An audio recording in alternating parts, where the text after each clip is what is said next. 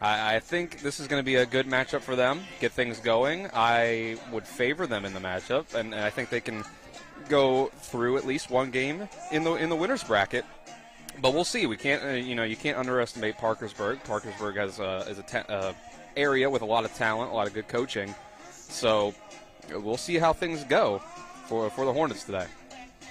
Yeah, when you look at these two teams, I was talking to Trip Tobin earlier, and they played earlier in the season. Now I'm trying to pull up the game where they had played. I believe he said they played down at Morgantown as a 15-3 victory for Post 14 over Post 15.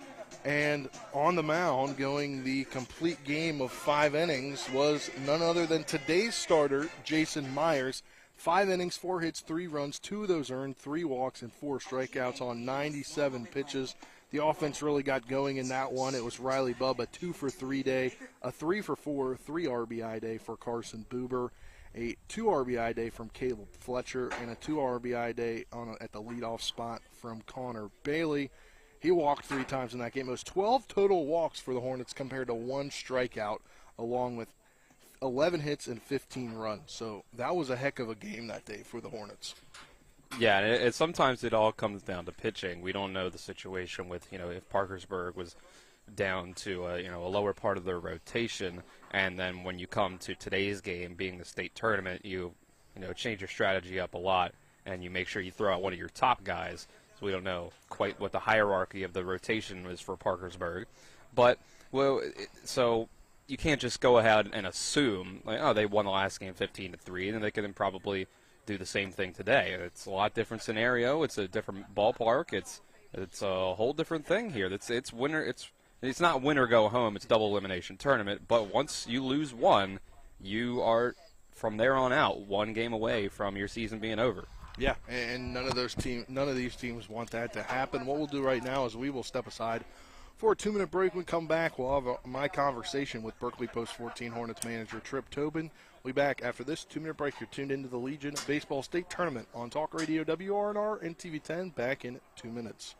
WVU Medicine welcomes 10 new providers to our medical staffs at Berkeley Medical Center, Jefferson Medical Center, and University Health Associates East. 2 hospitalists, Dr. Vamsi Amanchi and Dr. Aparna Bahara. 5 providers in emergency medicine, Dr. Douglas Binkelman, Dr. Michael McCullough, Dr. Melissa Natali, and nurse practitioners Sylvia Purdy and Leslie Purcell. And 3 specialists, Dr. William Ware, pediatrics, nurse practitioners Brittany Johnson, OBGYN, and Kristen Renzi, cardiology. Welcome to WVU Medicine.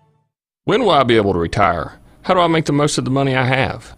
How do I leave a lasting legacy to my loved ones? I'm Philip McCoy, financial advisor with the Mirius Group, a private wealth advisory practice of Ameriprise Financial Services Incorporated. Call us today at 304-263-4343 to help you make the most of your financial future. Our office is located at 1270 Winchester Avenue, Martinsburg, West Virginia. Ameriprise Financial Services Incorporated, member FINRA and SIPC. Mommy, where does flavor come from?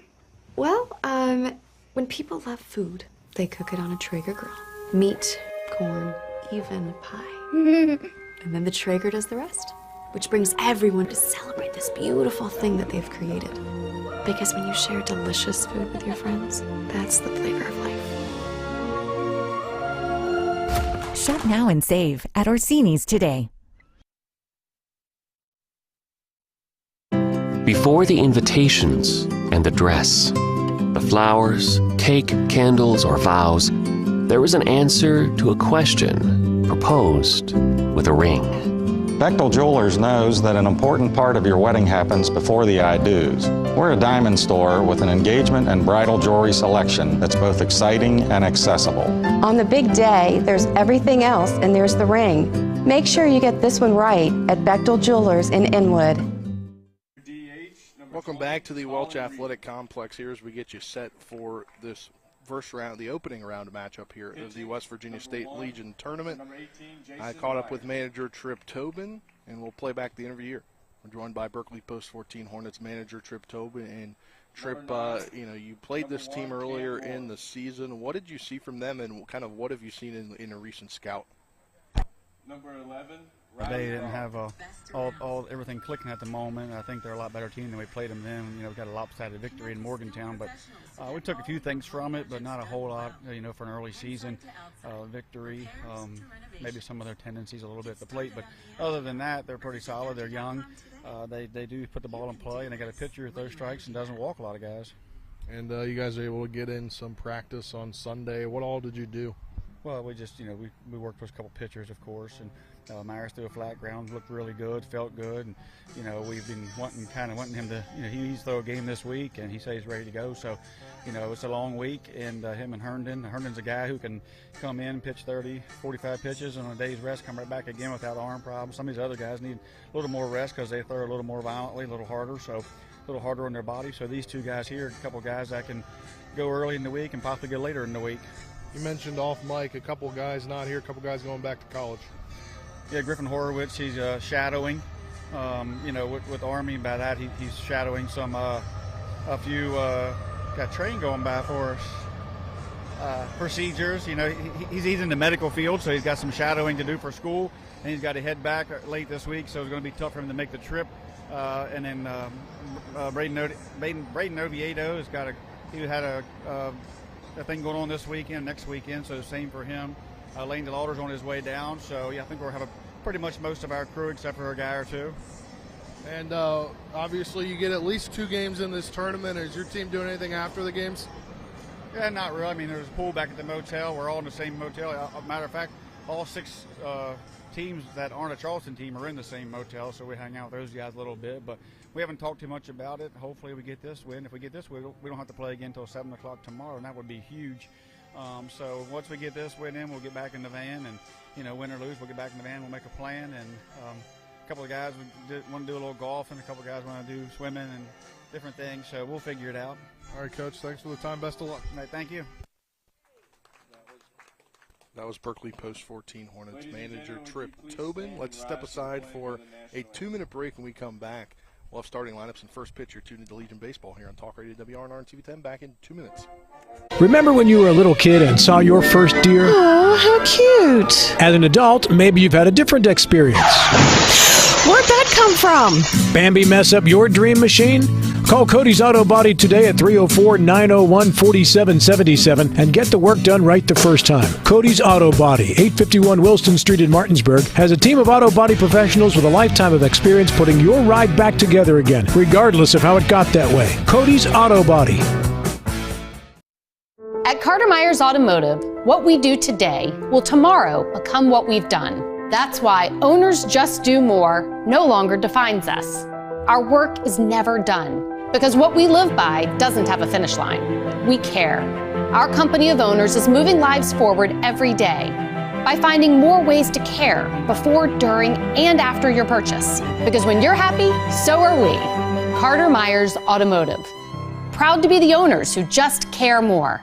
I pre-planned my funeral to make it easier on my family. They were relieved to know I'll get just what I want. My family actually thanked me for taking matters into my own hands. Turns out having this awkward conversation wasn't awkward at all. Pre-planning is my choice. There are certain things about me my family may not know. Now they won't need to guess. The choices are yours. The peace of mind is theirs. Pre-plan your funeral with Brown Funeral Homes and everything will be taken care of. Find out more online at brownfuneralhomeswv.com. Brown Funeral Homes, here for you. The Palace Lounge in Martinsburg is the place to be. Join us every night to relax and enjoy football or basketball games featuring either the Martinsburg Bulldogs, Shepherd University Rams, or West Virginia Mountaineers. We will have steak night every Wednesday, trip nights every Thursday, and now taco and margarita nights every Tuesday. You can find us on Facebook or call 304-267-752. Welcome back to the Welch Athletic Complex as we get you set for the start of this one. We will give you starting lineups. As we look at the starting lineups, we'll look first for the Post 14 Hornets because they are the visitors today. Dylan, it's a normal Post 14 lineup. Batting first, leading off, is the left fielder, number 9, Connor Bailey. Batting second is the shortstop, number 13, Baden Hartman. Batting third is the designated hitter, number 20, Colin Reed. Batting fourth is the right fielder, number 1, Cam Moore. Batting fifth Third baseman, number 11, Riley Bubb. Batting 6th, the shortstop, number 6, Braden Stottlemyre. Batting 7th, the first baseman, number 12, Jackson Ruest. Batting 8th, the catcher, number 4, Landon Siffert. Batting 9th, the center fielder, number 10, Jordan Canby. Now we'll look to the the home team, Parkersburg Post 15. Batting leadoff, it's number 15. Playing shortstop, Caden Parker. Batting second, the center fielder, number 96, Carter McLean. Batting third, the first baseman, number 21, Dylan Holliday. Batting fifth, the first baseman, number 31, Evan Swain. Batting fifth, the catcher, number 13, Bentley Kinsler. Batting sixth, the right fielder, number 11, Colin McCarter. Batting seventh, the third baseman, number 5, Mason Camp. Batting eighth, the designated hitter, number 29, Josiah DeMoss. Batting ninth, the left fielder, number 8, Luke Ankrum. And then doing the pitching today is number 42, Ethan Marshall. Shaping up to be a good one. Here we'll get to see post 14 bat first. It'll be Connor Bailey leading off. Yep, and again, we've always said it. This Berkeley post 14 lineup, up and down, is dangerous. They can score a lot of runs. They scored a lot of runs on Parkersburg last time they played. So we'll see if this can be another day with a different result for Parkersburg on the mound. So, but it's gonna be a tough one for Ethan Marshall. Batting first for the Hornets, number 9, Connor Bailey. With Connor Bailey due up.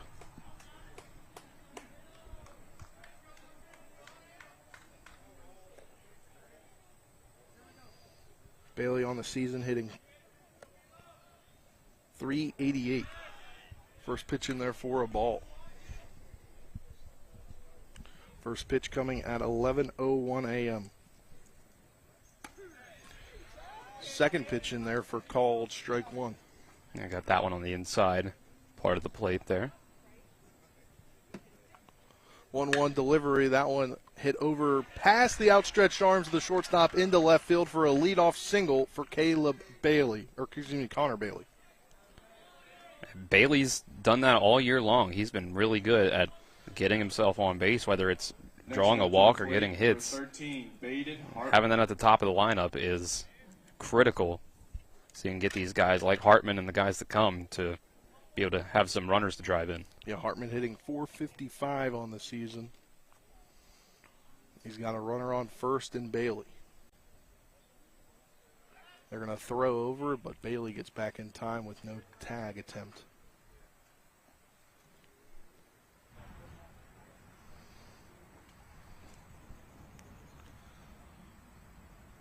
First pitch in there for called strike one to Hartman. Now, Hartman's been, like you said, hitting .455.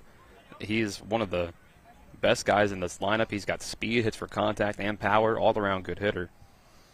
0-1 delivery, that one down the line, but it'll be in foul territory in this turf field. It's a multi-purpose facility here at Welch Athletic Complex. I believe it's used for soccer and lacrosse, so it has temporary fences at right about the scoreboard. So I believe it's approximately 325 in right field, approximately 380 in left, and then 325 down the left field line. That one low for ball one. And it's all turf. You know, we see that the Hornets play on a turf infield by a grass outfield, but this is all turf all the way.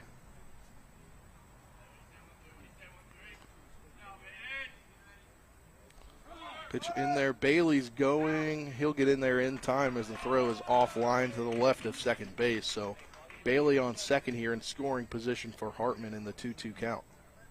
And again, you just see it again right there. And the importance of having a guy at the top of the lineup with speed that gets on base. All of a sudden, Baden gets a nice base hit somewhere. He can drive him in. Speaking of, down the line of the third baseman, they'll look back to second and throw over to first for the out. So Bailey stays put at second. Hartman with the ground out going 5-3. Good job over there at third base to number 20, wait just a Colin second or Reed. two, make sure Bailey got back before throwing it over. Now due up Colin Reed, who leads the team with a .533 average and 60 at-bats this summer. Yeah, Colin Reed has been just mashing the ball all summer long.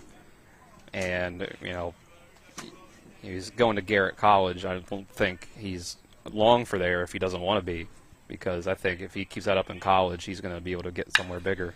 Right down past the shortstop's outstretched arms into left field. Coming around to score is Bailey. It's a 1-0 lead for Post 14 with an RBI single from Colin Reed. And he keeps it up right there as we were talking about it. Another RBI, another hit. It's just, he has been unstoppable. To the plate. Like I said, hitting over 500, he more often than not, he gets a hit, which is, for baseball, just an insane thing to say. Due up his high school teammate Cam Moore playing right field today. That one hit to the first baseman. He's going to tag first, try to get the double play at second, and they do. That'll end the inning, but not before Colin Reed's able to hit an RBI single to left field to put Post 14 up 1-0. We'll head to the bottom of the first after this 60-second break. You're tuned into the Legion State Tournament on Talk Radio WRNR and TV 10. Back in 60 seconds.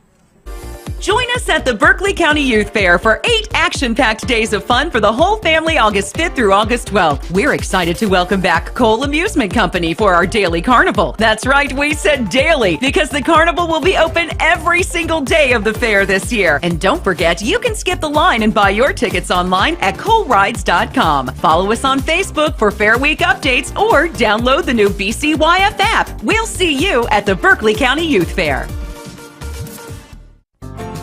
Pastor Ralph Campbell invites you to schedule a private tour. Hi, Crescia Hornby here. Larry DeMarco, broker of Modern Realty Results, believes he has some of the best real estate agents in the Eastern Panhandle. Agents at Modern Realty Results have years of experience and knowledge of the local real estate market. Agents within the office work as a team to provide quality customer service. We strive to always ensure client satisfaction through handling every transaction with honesty and integrity, all while offering competitive rates. Modern Realty Results is veteran-owned and managed. Please call us at 262-4222, modernrealtyresults.com. Post 15, Caden Parker, Carter McLean, and Dylan Holiday. As we look at some averages here, Parker hitting .309 on the season. He's got 7 doubles, 2 triples, and 13 RBIs, along with 31 runs scored, 19 walks to just 9 strikeouts. As Jason Myers finishing up his warm-up pitches, and you look at Jason Myers on the season, as we mentioned before in that last game that these two teams played up in Morgantown, he had a great game going all 5 innings, and you look, he's pitched 15 innings this year, so not too much. 5 of those innings coming against this team back in June. And hopefully he has same amount of success for his sake that he had the first time around. Gave up 3 runs, which is, obviously not a perfect outing. Obviously not a perfect outing. I mean, when you give up when your offense has got you 15 runs, then that's, perfectly fine, more than fine. But first pitch in there for called strike 1. As the sun kind of moves behind the clouds, now an overcast situation here. That one just below where that last pitch was, so it evens count up at 1-1. Yeah, Sifford tried to frame it, bring the ball up. Couldn't quite do it. The 1-1 delivery, that one just a little low, 2-1.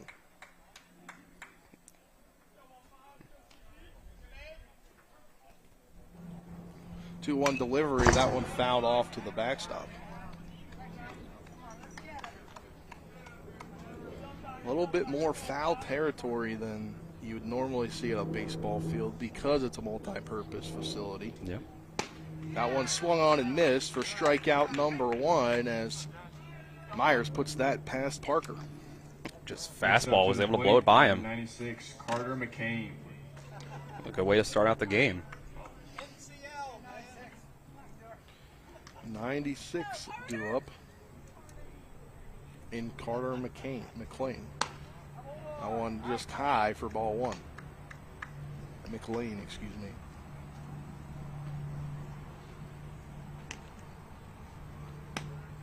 One about the same, or just a little bit lower, but outside. For ball two, so Meyer starts out to McLean 2-0.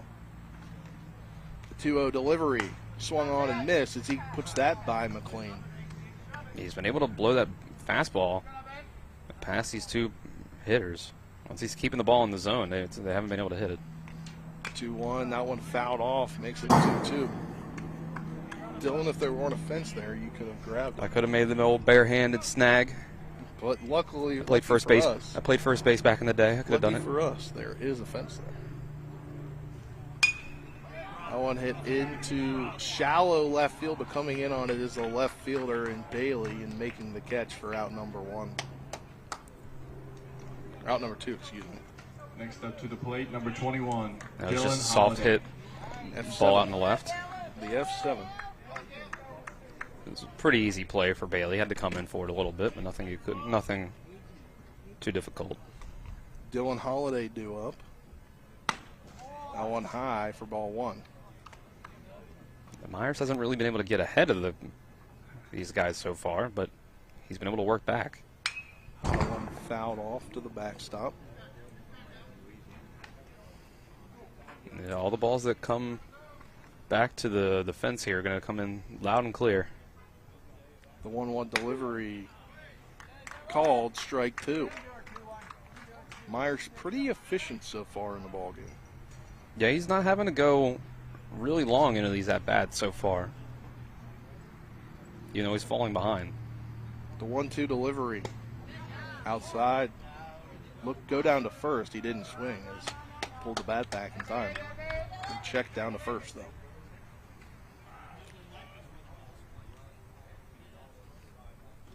That one grounded to the shortstop off the hop on Stoudemire. He'll throw to Ruiz, and that one to the backstop. And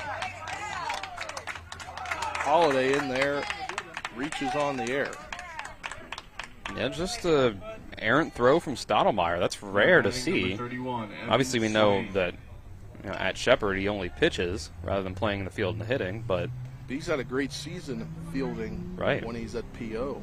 Yeah, he's not really had many issues that we've seen throwing the ball. That's why he's over there at short when you got. Luckily, it's just a straight fence, so that didn't go out of play. It didn't hit the thing. It didn't hit the doorway, I guess you would say, into the break in the fence. It just went right against the fence and bounced back. So runner not able to go to second. That pitch into Swain is fouled off, so it's an 0-1 count. The 0-1 delivery. Sifford's able to keep that from hitting the backstop. Well, we see such a great fielder over at second base, Baden Hartman, that, seeing him over at second alone tells you just how good Stoudemire usually is. The fact that he's playing shortstop instead. Yeah, and kind of lately, when it's usually when Stoudemire's been pitching, we'll see Hartman at short and then Buber at second. Right, exactly. That's exactly my point. Is Baden Hartman on any other team is your shortstop? Yeah. He's the fantastic fielder. But having Stoudemire out here, that's a 1-1 delivery low for ball two. That just shows you how rare it is for him to throw a ball away like that. So now Myers has to work a little harder to get out of this first inning. 2-1 delivery. That one fouled off. On Evan Swain, first baseman today for post 15.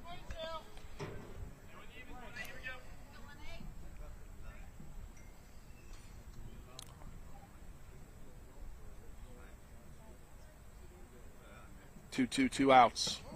That one inside for ball three. It was a breaking ball, just broke a little too far, fell off the table. Couldn't get him to chase. So full count, runner will go. The payoff pitch from Myers, that one fouled off to the, I guess it hit the turf. right below him and just rolls back. Manager Tobin grabs the baseball, throws it over to the on-deck hitter in Bentley Kinzer. And on deck in his catching gear, bottom part of it. 3-2, he walks him. So 2 on here with 2 out. After an error and now a walk. Bentley Kinzer, the catcher, due up. Next up to the plate, number 13, Bentley Kinzer. That's tough. You thought you had yourself a 1-2-3 inning. But that errant throw is keeping Parkersburg in the mix here in this first inning.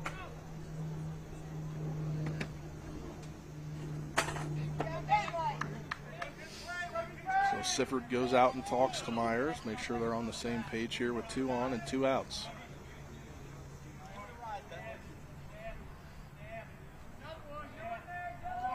First pitch into Bentley. That one to the backstop. Both runners advance. So now it's 2 in scoring position here with 2 out on the 1-0 count. That's tough. He's gotten himself in the jam now. He just got to keep his composure and realize he only has to get 1 out. Just worry about the batter in front of you. Just don't throw it away like that one again so you don't give up a run.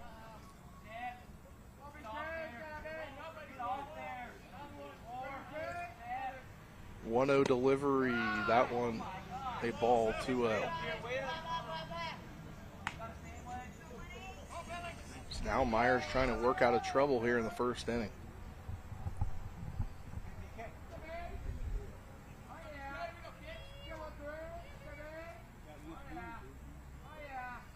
The 2-0 delivery, that one popped up.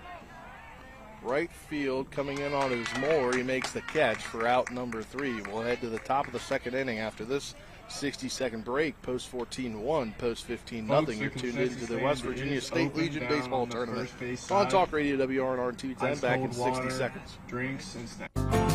Pastor Ralph Campbell invites you to schedule a private tour of the brand new Classical Christian Academy at Bethel, located at 2010 Tavern Road in Martinsburg. The Academy, located on the beautiful 13-acre wooded campus at Bethel Church in Martinsburg, provides a natural setting for learning and state-of-the-art classrooms geared toward excellence in the development of a child's mind, body, and spirit. Focusing on a classical education methodology and grounded in a historical Christian worldview that honors Jesus Christ and fosters a child's academic and spiritual growth. The Classical Christian Academy at Bethel will be accepting registrations for kindergarten and first grade. Create an extraordinary future for your child today. To schedule your tour, go to bethel.ac or call 304-241-8285 today. That's 304-241-8285. The Classical Christian Academy at Bethel. Keep away from a run around Stewie.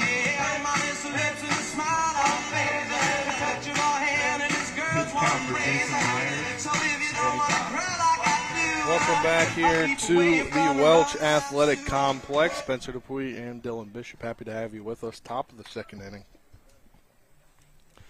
Myers able to escape some trouble there in the first inning. Dylan. Yeah, he got himself in the jam after Stottlemyer's error kept the inning going.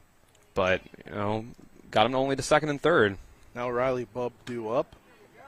In there, called strike 1. We talk about Bubb all the time. He's a guy that played for Hedgesville. Decided after an injury last year, didn't get kind of what he wanted, and that one hit back up the middle, deflects off the pitcher's mound. He's out on the throw from second base as it bounced right to the second baseman. But to finish the story here, while Stottlemyer comes up, Bubb's a guy at Hedgesville. He gets injured last year, doesn't get to play the whole season, doesn't get the offers he wants, decides he's going to go to West Virginia as a student, play club baseball, figures he still has that love for baseball, talks to some people. He says he wants to play Legion again, and then he commits to Potomac State. So he's going to continue his baseball career after taking a year off of, I guess, competitive baseball, his club baseball that he played at West Virginia. So congrats to him as he gets to play here at the state level. I would imagine some Potomac State coaches are in the crowd, as, you know, a lot of college coaches are, you know, at the state level for these things, are always there. That one by Stoudemire, hit into right center field. Camping under it is the center fielder McLean for out number 2. Yeah, 2 quick outs. Yeah, for Bub, I'm sure it's a unique situation, but you never know. At this level of high school and college, there's a lot of times that sports isn't your number one priority. So sometimes you just it's a gap year. It's a very common thing for. He got some academics in.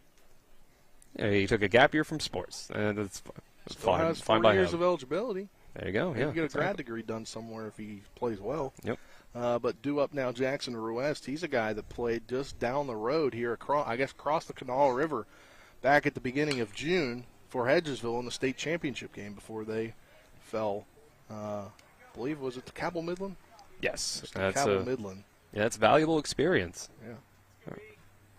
But Ruest due up. He's going to play at Hagerstown Community College. In there for a ball. Brings the count now to 1-2 after he fouled off the first 2 pitches. Marshall's been very quick and efficient in this inning.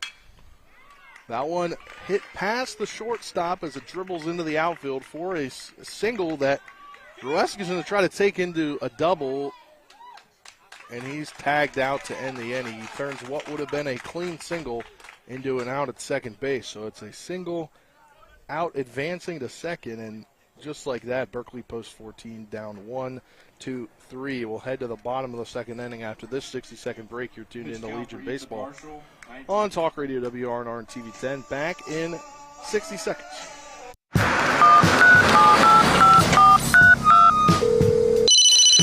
Hello? We're here again 3 times in the past 2 days. You're where? Bechtel Jewelers. Look. Can Mom hear you? No, she's in a diamond coma. Get her the pendant, or I will. Hey, that's my credit card. What? Can't hear you, Dad. You're breaking up. It's going to take more than a crying baby to wake her out of this diamond coma. You're going to need a mega dose of jewelry from Bechtel Jewelers. Have you been smoking? I can smell it. Hickory. I'm gonna watch you smoke the whole pack. Shop now and save at Orsini's today. Have you been smoking? I can smell it. Hickory. I'm gonna watch you smoke the whole pack. Shop now and save at Orsini's today. Welcome back to the Welch Athletic Complex here, just off the campus of the University of Charleston here in the capital city, Charleston, West Virginia, just across the Kanawha River from the state capitol that you can see in the background as it's the West Virginia American Legion State Tournament. Berkeley post 14 against Parkersburg post 15. Spencer Dupuy, Dylan Bishop. Happy to have you with us. Colin McLaughlin up on the top of the press box running the camera.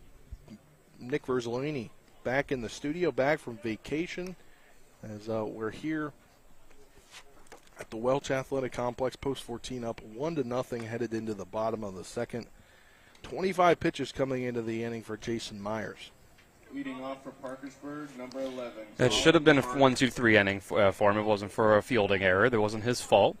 But he was, listen, the runs only count if they get all the way to home base. You leave him at third, leave him at second. That's on base. Just as good as getting them out at the plate. Yeah. Due up here, the 6, 7, 8 batters, McCarter, Camp, and DeMoss. Carter at the plate. That one in there for called strike 1 in the inner half. It's a good start for him. He fell behind. Wasn't throwing a lot of first pitch strikes in that first inning. The 0-1 delivery outside, ball 1. Oh, catches the corner for strike 2. Great frame job there by Landon Siffert, going to Frederick Community College next year. Swing and a foul tip miss to strike him out. Second inning starts as the first does. Next up for Myers on the mound as he strikes out the first batter. Due up now, Mason Camp, the third baseman.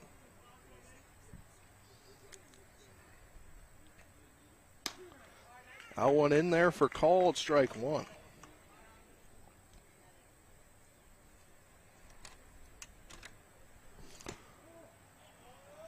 That one just inside for ball 1. He was able to get the call in the first one. The 1-1 delivery by Myers. Low, ball 2. Now Myers falls behind here 2-1.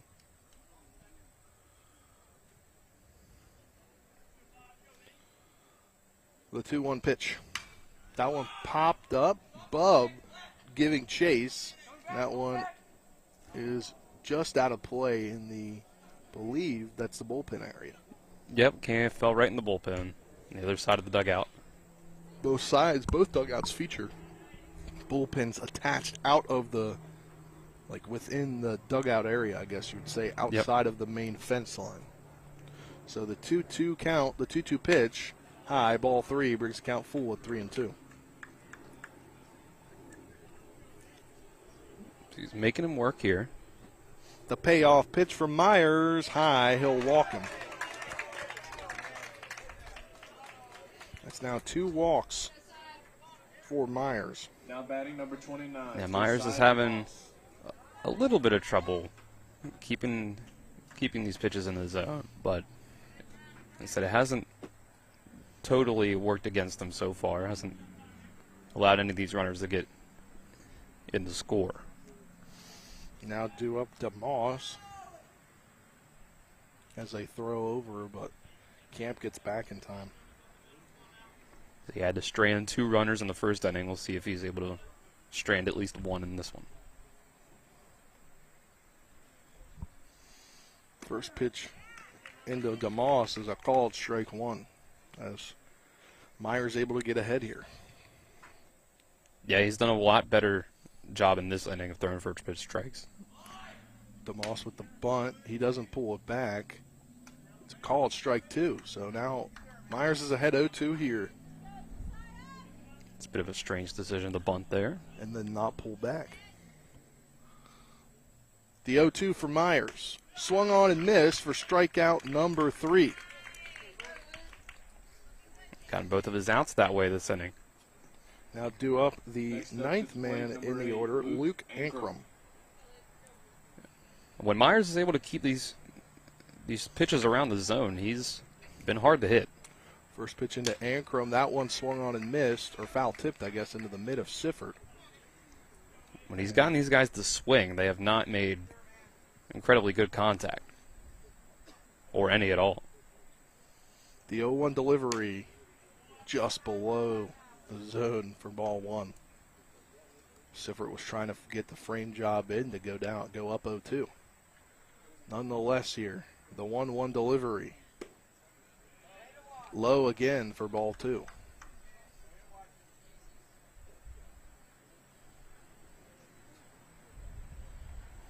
The 2-1. Low, ball 3. A lot of these are just a little under the knees. He's coming close. Just isn't quite hitting that spot. Yeah.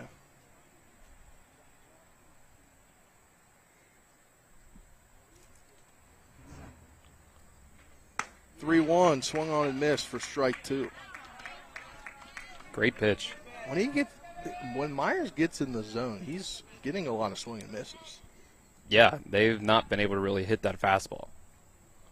The payoff pitch for Myers. High, ball 4. He walks another man. That's just been the problem so far, is keeping the ball in the strike zone. Number 15, Caden Parker. Now we'll go back to the top with the shortstop, Caden Parker. Caden Parker struck out in the first inning, was the first victim of the strikeout today. For Myers, he hopes he's the 4th. That one's low and outside for ball 1. And unfortunately for post 14 at this point, you're going to have to think about putting in another pitcher earlier than you want to. That one hit into left field. And it's a great catch made by Jordan Canby in center field. I didn't think he got that one. I lost that ball where we are, but he made an amazing diving catch like you saw all season long in high school ball, and he's made a few this summer. Jordan Canby makes the catch to end the inning and get post 14 out of trouble. We'll take a 60-second break. When we come back, we'll have the top of the 3rd inning. You're tuned into the Legion State Tournament on Talk Radio WRNR and TV 10. Back in 60 seconds. Remember when you were a little kid and saw your first deer? Oh, how cute. As an adult, maybe you've had a different experience. Where'd that come from? Bambi mess up your dream machine? Call Cody's Auto Body today at 304-901-4777 and get the work done right the first time. Cody's Auto Body, 851 Wilston Street in Martinsburg, has a team of auto body professionals with a lifetime of experience putting your ride back together again, regardless of how it got that way. Cody's Auto Body. The Honda HR-V, CR-V, Pilot, Passport, and Ridgeline. They all have one thing in common. They never back off from a challenge. Available with all-wheel drive, the Honda SUV lineup has the performance you can count on and the capability to amaze. It's no wonder Kelley Blue Book's KBB.com named Honda the 2022 Best Value brand. CMA's Honda of Winchester, 3985 Valley Pike. CMA, moving lives forward. Based on 2022 brand image awards from Kelley Blue Book, visit KBB.com for more information. Welcome back here to the Welch Athletic Complex. Spencer Bowie, Nick happy to have you with us. Nick Verzolini back in the studio, Colin McLaughlin running camera today as we hit the top of the third inning. Landon Sifford, the 8-9 one-hitters, due up Sifford's first at-bat today. And again, it was 2 runners left on again for Parkersburg after a great diving catch by Jordan Canby, who's on deck. First pitch into Sifford. In there for called strike 1. Let's see what Sifford can do. He's always a great presence behind the plate for his pitcher. That one hits the turf right before the home plate. We saw Sifford get a home run just recently, one of our games covered. Yeah. The 1-1 delivery to Sifford. That one clubbed into right center field. And it's a clean single for Landon Sifford to lead off the top of the third inning. And there you go. The hot hitting continues for Sifford. Now batting number 10, Jordan Canby. Canby now due up. High school teammates with Sifford at Martinsburg High School. And again, Canby's that guy, just like Connor Bailey, who's on deck, try to flip the lineup around, who can get on base a lot and has great speed once he is. He'll see a lot of pitches as well. Canby, the leadoff hitter all season long for the Martinsburg Bulldogs.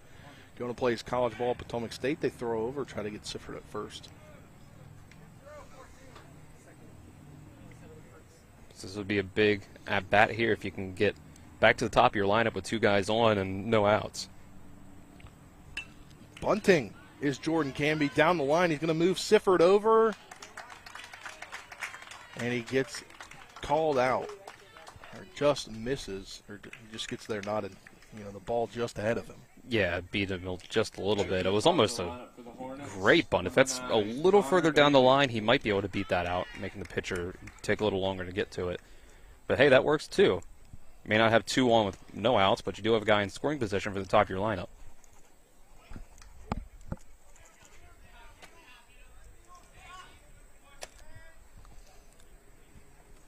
Due up now, Connor Bailey, who scored the first run of the game, the only run so far.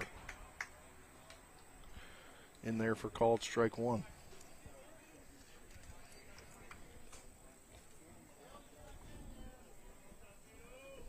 So Bailey can do what he did the first time up. We might have a second run up on the board. That one inside for ball 1.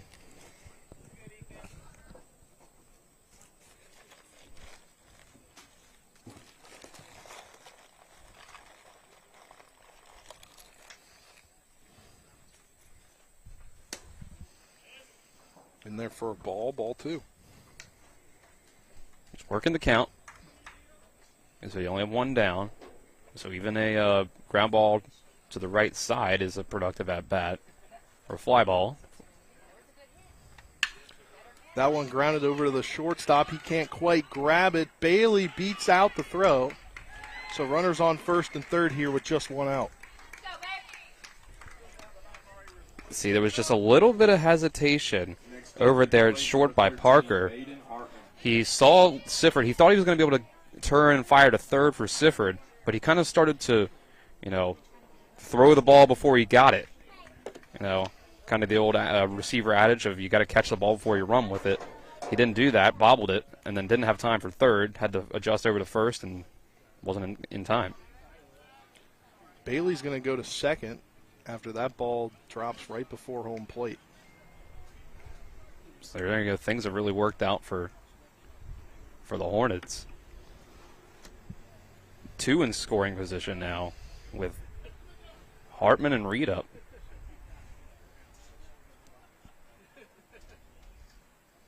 So Hartman at the plate. That one's low for a ball.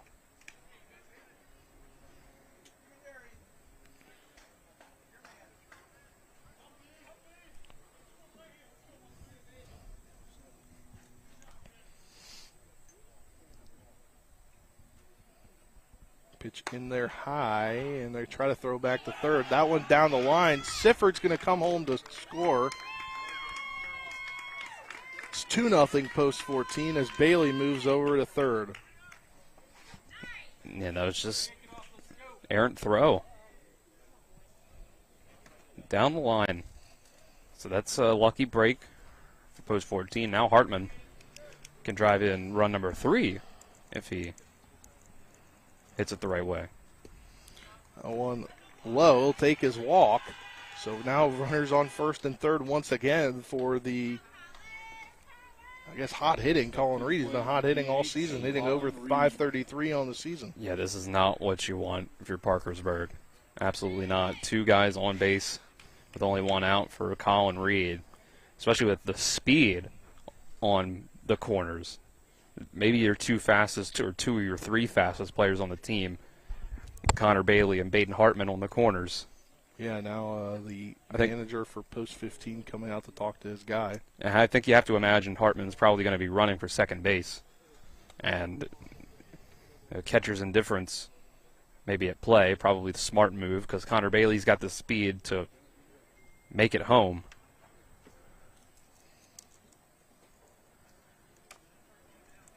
And then you'd really be in trouble. 2 guys, runners second and third with Reed.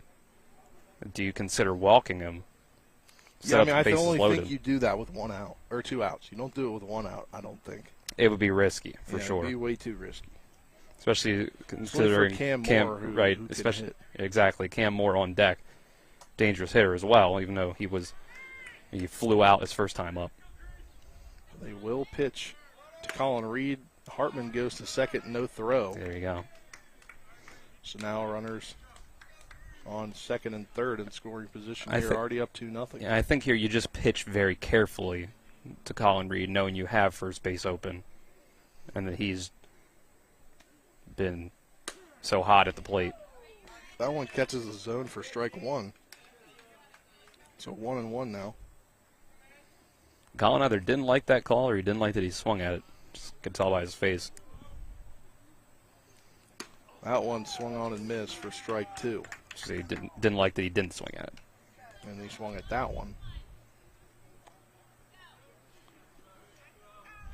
So a 2-0 lead for post 14 here, top of the third inning. With 2 in scoring position and hottest hitter on the team, Colin Reed, due up. That one nearly to the backstop, but the catcher able to save the day in Kinzer. Try to get him the chase. Still had even a pitcher's count, 1-2. He had a good pitch to work with there. Collins pretty disciplined up at the plate. 2-2 delivery, swung on and missed for the second out of the inning as Reed goes down swinging. And got him chase that one. That's a huge strikeout. Now you got two outs. Now batting number 1, Cam. And you're close to, you've given up a run on the thrown away ball, but you can get out of this relatively unscathed, only down 2-0.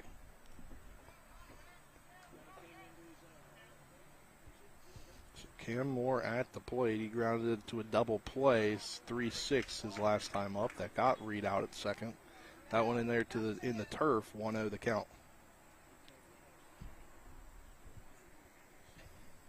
Again, the speed on the base pass, 1 base hit probably scores both. That one swung on and missed as Moore swings right through that. Cam Moore just found this out last week. It makes sense. He's a hockey player. He's got a very gave up hockey for baseball. He's got a very hockey player feel to him. Once it makes sense once you hear it. Swung on and missed for strike 2. So 1-2 now. I think any catcher being a hockey player just kind of sort of makes sense.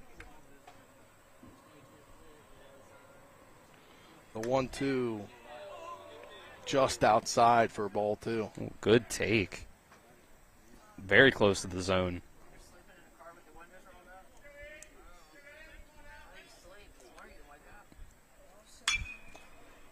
That one cracked to the second baseman. He's going to try to throw to first. He does, and that will end the inning. As they're able, Post 14 is able to put another one up. It's 2-0 as we head to the bottom of the third after this 60-second break. You're tuning in to the Legion State Tournament on Talk Radio WRNR and TV 10. Back in 60 seconds. I pre-planned my funeral to make it easier on my family. They were relieved to know I'll get just what I want. My family actually thanked me for taking matters into my own hands. Turns out having this awkward conversation wasn't awkward at all. Pre-planning is my choice. There are certain things about me my family may not know. Now they won't need to guess. The choices are yours. The peace of mind is theirs. Pre-plan your funeral with Brown Funeral Homes and everything will be taken care of. Find out more online at brownfuneralhomeswv.com. Brown Funeral Homes, here for you. The Palace Lounge in Martinsburg is the place to be. Join us every night to relax and enjoy football or basketball games featuring either the Martinsburg Bulldogs, Shepherd University Rams, or West Virginia Mountaineers. We will have steak night every Wednesday, trip nights every Thursday, and now taco and margarita nights every Tuesday. You can find us on Facebook or call 304-267-7520. The Palace Lounge is located at 1350 Edwin Miller Boulevard in Martinsburg. Welcome back to the American Legion West Virginia State Tournament. Spencer Dupuy joined alongside Dylan Bishop. Happy to have you with us here as we get you set for the bottom of the third inning. Due up for Post 15, the 2-3-4 hitters in McLean, Holiday, and Swain. Swain walked his first time up, and Holiday reached on an air while McLean flew out to left field. 41. And Myers, so far, through the first two innings, has been able to strand a couple runners on base both times. But he is letting those guys get on. And, you know, you keep letting them get on, it's going to be hard to continue to always leave them stranded. That one popped up and out of play, foul territory. But he did a lot better job in that second inning of getting first pitch strikes compared to the first inning. But can he keep it up and not let those guys get on base, keep the ball in the zone? In there for called strike 2, so Myers gets ahead 0-2. About to throw pitch number 48. That one high for ball 1. Brings the count to 1-2. Gets the 0-2. He at least has some work to throw some pitches, make guys chase. Yeah, and you got to wonder, I didn't talk to manager Tobin enough. You got to wonder if maybe you're going to keep Myers in a pitch count to where he can pitch later on this week. That one fouled off once again, which I believe would be 60 or 70. I think you can pitch on 4 days rest. I could be wrong. I need to double check that number. But here, Tuesday to a Saturday. That one low for ball 3. Yeah, ball 2. We expect to see Chase Herndon as the second pitcher if needed. Yeah. For Berkeley Post 14, which I believe he's up. And that's actually Carson Buber over in the bullpen right now. But that one called strike 3. Strikeout number 4 for Jason Myers. That's big for him. He's been able to get these strikeouts. Like I said, he keeps the ball in the zone. They haven't really been able to hit it. Yeah. It's really just been walks and an error that's been able to get Parkersburg, these guys, on base. That one hit right to the third baseman. It bounces up into the outfield. Stoudemire's able to go get it, but a hard bounce off of Bub. So a single for Holiday. Plate number 31, Evan Swain. It was a very hard hit on a line, but it was right at him. It was, so we'll see if that's ruled a hit or an error. It's a single, hard hit ball. There you go. Now due up Evan Swain. He walked his last time up, so here 1 on and 1 out.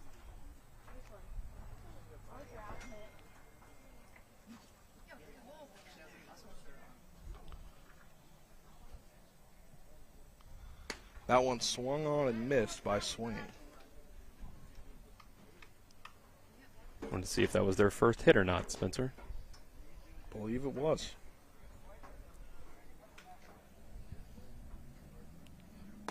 Because Holiday reached on an error in the first inning, and then there's been 3 walks. That's what it felt like. Just really walked, like you said, right before that hit, that it was just walks and an error. The 1-1 delivery low for ball 2. If you were being generous to Myers, you could have ruled that one to Bub an error if you really wanted to, since it hit off of him. But it was just so hard hit. Right, that's the thing. So 1 and 2. Excuse me.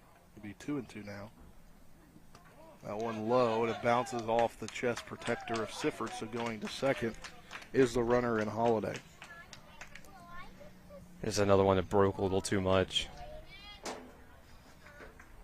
But he's got him at 2 strikes. I mean, obviously you don't like that the runner advanced, but it was a fine pitch to try to throw. 2 balls, 2 strikes. The pitch. That one fouled off. Continuing this at-bat here.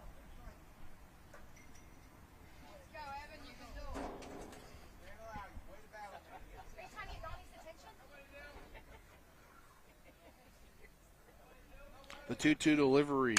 That one grounded down foul territory down the first baseline. And as I see that go foul, the more and more I think how much foul territory there is here. There's a whole lot. Yeah, there's a lot of room that your first and third basemen have on a foul ball. Even your left and right fielders, too, try to make a play in foul territory and see if that comes into play at any point. I'm sure it will, if not this game, at some point in the tournament.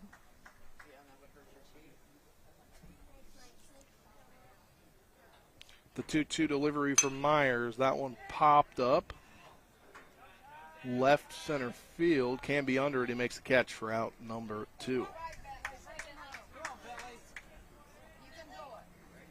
Due up now, Bentley Kinsler, the catcher. Number 13, Bentley Kinsler. He flied out to right field in the first inning. It's another chance for Myers to strand a runner in scoring position. Parkersburg's left on 4 total in the first 2 innings. 3 of them were in scoring position. That one low for ball 1.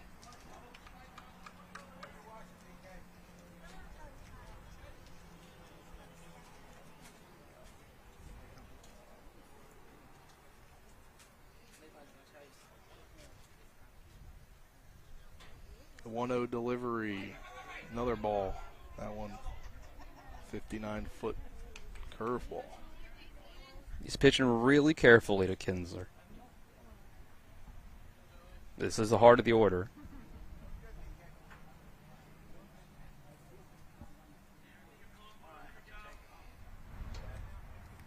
.20 delivery called, strike 1.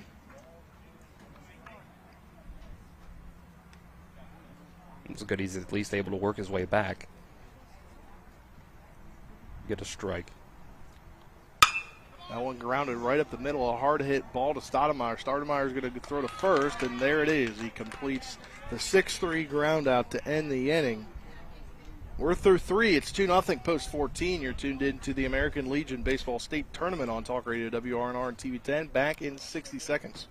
This is Eric at Hagerstown Ford. Over the last decade, the way we buy things have evolved. Now, you get on your phone, click Want It, and it shows up at your front door. At Hagerstown Ford, it is that convenient. We've changed the car buying experience on the I-81 corridor forever. And with a return policy better than Walmart, there's absolutely no reason to buy a new or used car, truck, or SUV anywhere else. Just like Amazon, Hagerstown Ford will deliver the vehicle to you, where you are, and on your time. And if you don't want it, return it. No questions asked. Why waste your time at a car dealership playing the dumb back and forth games? Besides, we hate it more than you do. I assure you, No dealership from Winchester, Virginia to Washington, D.C. will beat our price. No dealership from Chambersburg, Pennsylvania to Baltimore, Maryland will beat our price. And no other dealership will allow you to return it if you don't want it.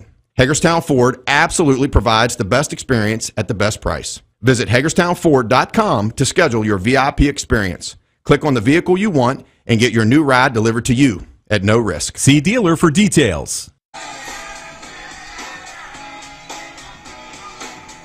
Welcome back to the Welch Athletic Complex here on the campus of University of Charleston on the banks of the Kanawha River here in the capital city of West Virginia. Spencer Dupuy joined alongside Dylan Bishop. Happy to have you with us. Cameraman this getting ready to turn afternoon. Colin McLaughlin back in the studio is Nick Verzolini. Post 14 on top of post 15 here in the opening round of the state tournament. 2-0 as we head to the fourth inning.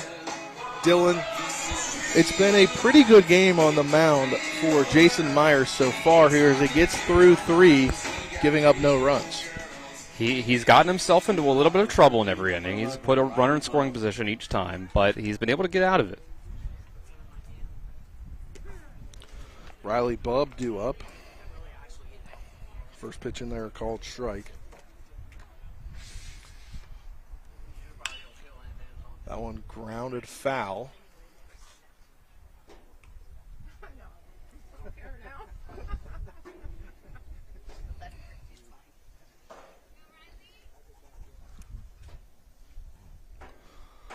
The 0-2 delivery coming here from Marshall. That one hits the turf for ball 1.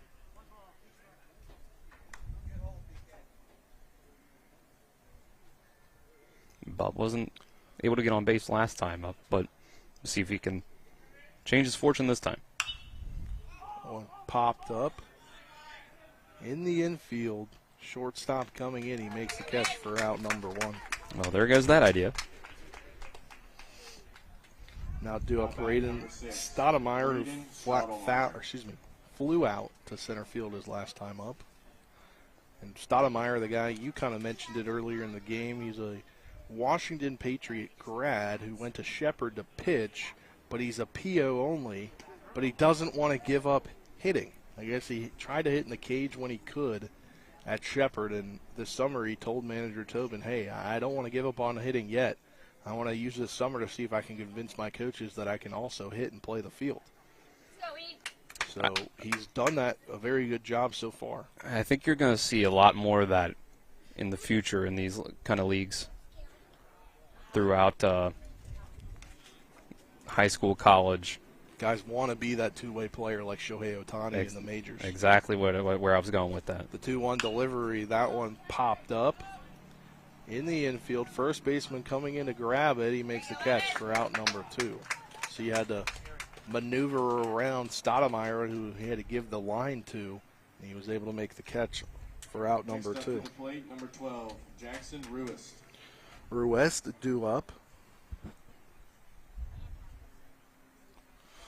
He singled his last time up, but tagged out as he was trying to turn a single into a double, Dylan. That one low for ball 1. Yeah, there had to be something with that first at-bat after the single where he either thought the left fielder lost the ball or wasn't paying attention to him. That one grounded to the first baseman. He'll take it himself. A 1-2-3 inning. We'll head to the bottom of the fourth after this 60-second break. You're tuned in to the American Legion Baseball West Virginia State Tournament on Talk Radio, WRNR and TV 10. Back in 60 seconds. Pitch count for Ethan Marshall, 51. Mommy, where does flavor come from? Well, when people love food, they cook it on a Traeger grill. Meat, corn, even pie. And then the Traeger does the rest, which brings everyone to celebrate this beautiful thing that they've created. Because when you share delicious food with your friends, that's the flavor of life. Shop now and save at Orsini's today. Jambo Construction and Fencing Company, LLC is a veteran-owned and operated company right here in the Eastern Panhandle of West Virginia that specializes in decks, fencing, and hardscaping. Find us on Facebook at Jambo Construction and Fencing to see more of the projects we've completed. For a free estimate, you can call Bo Bartley at 304-268-5452 or Jamie Gall at 304-279-5053. We are licensed and insured in the state of West Virginia, and as Martinsburg alums, we say, go Bulldogs.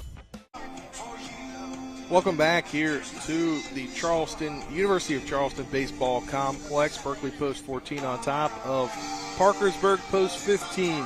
2-0 in the opening round of the 2023 West Virginia American Legion State Tournament. Spencer Pui joined alongside Dylan Bishop. Happy to have you with us. Running camera this afternoon, Colin McLaughlin. Back in the studio is Nick Verzolini. Jason Myers back out here for the fourth inning. Dylan, it's a 2-0 lead for Post 14. The offense has come alive in a couple of innings, but just only able to muster up 4 hits so far. Yeah, Ethan Marshall's done a pretty good job on the mound, but Post 14's been able to do just enough against him to get those 2 runs up on the board. One of them came in on a errant throw down the third base by the catcher, so really it was only the RBI single by Colin Reed that's really been a hit that's gotten the run up on the board. Due up for Post 15, it's McCarter, Camp, and DeMoss. McCarter fouls off the first one. It's an 0-1 count. See, each of the first 3 innings, Myers has let a runner get in the scoring position. Now, for Parkersburg, you say, hopefully you can do that again, and this time we can drive him in. And, of course, if you're Myers, you want to say you don't even limit him to that. Don't even let a runner get to second base. So 2-0 now the count. Or excuse me, 2-1 now the count after 2 straight balls. Seeing a little more work over in the bullpen. Chase Herndon throwing over on the mound. He's the guy that Trip Tobin told us would be the guy to come in.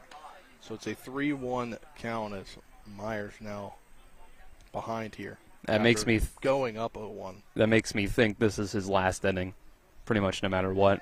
If it's a quick one, he can make it through all of it. But if he has some trouble, and he walks him on 4 straight pitches, 4 straight balls after going up 0-1. So if he has some trouble, he might not make it through this entire inning. Like you said, you might want to limit his pitch count so he can still pitch another game in this tournament. If they were to make it to Saturday, which is the state championship. Throw over to first. That one skips into the mitt of Jackson Ruest. And you have to take into account that you could play 2 games on that Saturday if you make it there, depending on how things shake out. It's double elimination tournament. Blaze tries to put the bunt down, but he pulls back. It's now 2-0. As pitching coach Sam Walls will come out and speak to Myers, which usually when Coach Walls comes out, it's just to talk about mechanics, to talk about something. But when you see manager Tobin come out, a good portion of the time is to take out his players. But we have, in the rare occasion in the area tournament, did see manager Tobin come out and talk to his pitcher. Yeah, that's usually how it goes. You know, you get 2 visits before you actually have to pull a guy. But I think a lot of times in this situation, a mound visit can be for an actual talk. Sometimes it's to buy a little bit of time, stall a little bit, let your guy in your bullpen get warmed up a little more. And I think in this situation, it's probably what it is. We've seen Myers get out of jams with runners on base, but I think right now we're at a point where Chase Herndon is going to come into this inning if it goes much further than the next 3 guys getting out. Yeah, and Herndon's a guy you can take up to that no day of rest limit or 1 day of rest limit. And then as manager Tobin said, he can pitch the next day. He's a guy that can do that. Bunt down the line by Camp. They're going to move the runner over as Myers will throw over to Ruest for out number 1. I mean, it's a pretty good idea here from Parkersburg. Try to manufacture a run, get a guy on base with no outs, bunt him over in the scoring position. And if it's a 1-run game, they'll come up in the bottom of the 7th inning when we get there. As long as you can keep it a 1-run game, you're still in the ballgame. Absolutely. Due up now, Josiah DeMoss. First pitch in there, a called, strike 1. Assuming if you're manager Tobin, you want Myers to make it through this inning, so you only have 5, 6, and 7 to go for the bullpen. In there, called strike 2. Right. Anytime you're at that point with a pitcher, you're like, give me just one more inning, save my bullpen. That's what you feel really good. That one off the glove of Sifford, and going to third now is McCarter, so 90 feet away from the first run of the game for post 15. Yeah, that's tough. Now you need a strikeout or like a hard hit ground ball. You have to bring the infield in a little bit.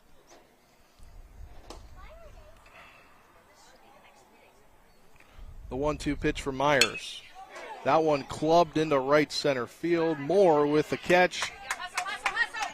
And the throw coming in, and he's safe as Sifford lays out, but unfortunately McCarter comes in to score the first run of the day on the sac fly.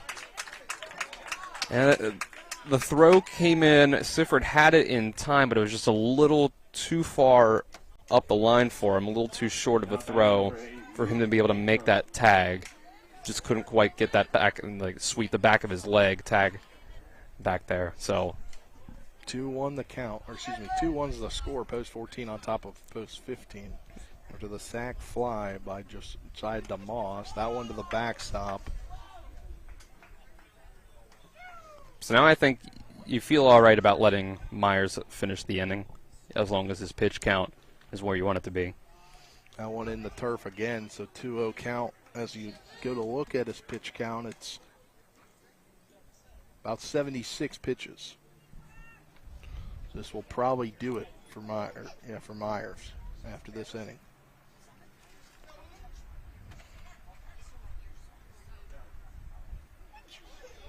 Again, you got a multitude of guys in that bullpen that can go, and Chase Herndon's going to be the first guy out of it. But I mean, you got Trevor Shut the Door Bohr, as Nick named him in high school season.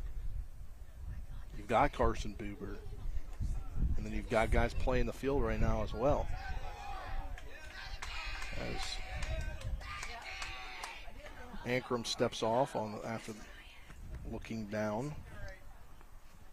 The 2-0 delivery from Myers. In there, called strike 1.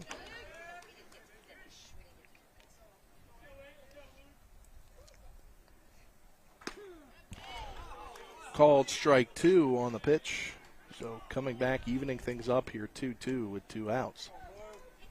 He's got just one more to get. The delivery in the turf. For ball 3, it's a full count. And when these hitters have been patient, they've been able to work Myers into a good count and get on base with walks. That one outside for a ball, as we may be getting close. Yep, he's coming. I don't know. I think he's thinking about it. Your pitching coach, make the motion. Oh no, he is coming. Number 15, Caden Parker. Yeah, he made the motion over to Herndon to get ready to come in. All right, we'll have a pitching change. We'll be back after this 60-second break here as manager Tobin coming to take out. Oh, he might not be coming. He is coming to take him out. So we'll take a second step visit. aside for a 60-second break. You're tuned in to Legion Baseball here on Talk Radio WRNR 210. Back in 60 seconds.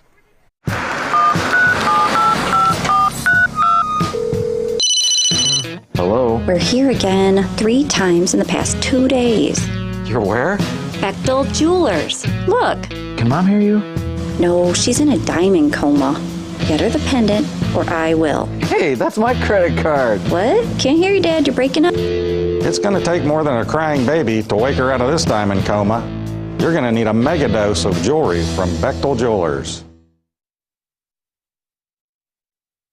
At the Berkeley County Health Department, our motto is prevent, promote, protect. Since 1935, our mission has been to provide clinical and environmental services to protect the health of the general public. We're committed to building public health in our community by offering a wide range of services, including blood pressure screening, breast and cervical screening, family planning, counseling, lab testing, and more. We perform health inspections to make sure the restaurants you visit are clean, and we prepare and coordinate plans to respond to all hazards. The Berkeley County Health Department, 122 Waverly Court, Martinsburg.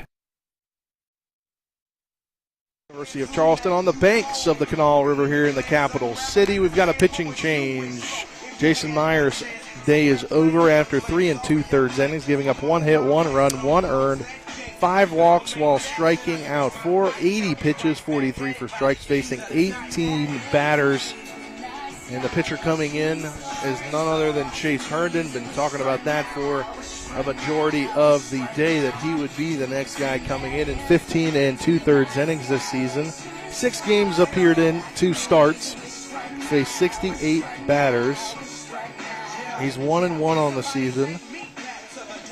He's given up 16 hits, 12 runs, 12 earned, walking 8, striking out 15. With a 5.362 ERA, a 1.532 whip.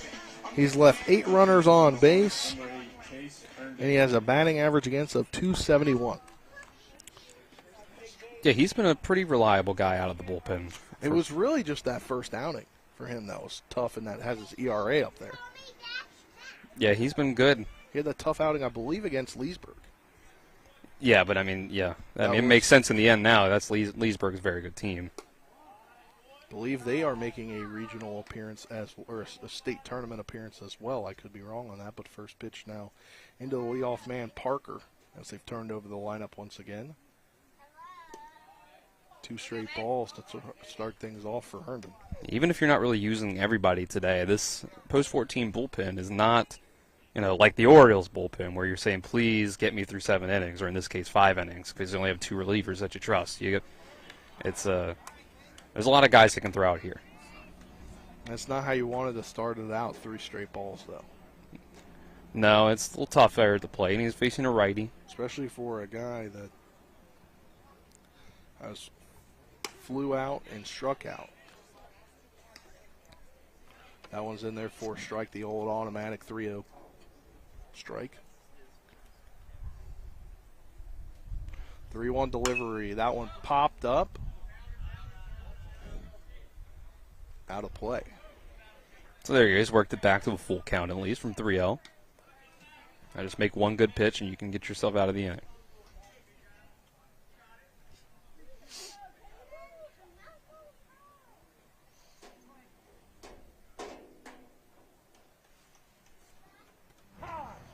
Timeout called by the umpire.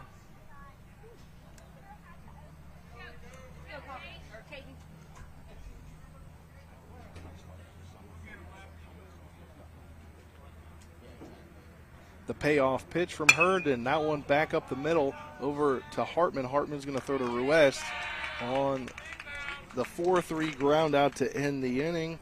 We'll head to the 5th inning after this 60-second break. You're tuned in to the American Legion State Tournament on Talk Radio WRNR and TV 10. Back in 60 seconds. There's a local family moving in our territory. What do you want from me? Taste it. It's really good.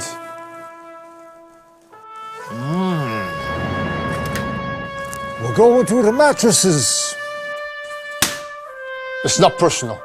It's strictly business. Leave the guns. Take the pizza. Rocks, now serving hot, fresh pizza to die for. Ow, that really hurt. Providing reliable protection since 1877, we are Farmers and Mechanics Insurance Companies.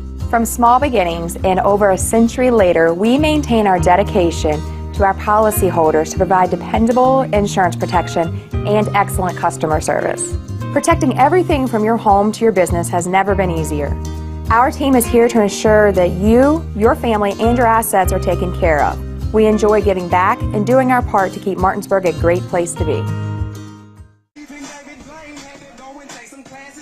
Welcome back to the Welch Athletic Complex for the 2023 West Virginia American Legion State Tournament.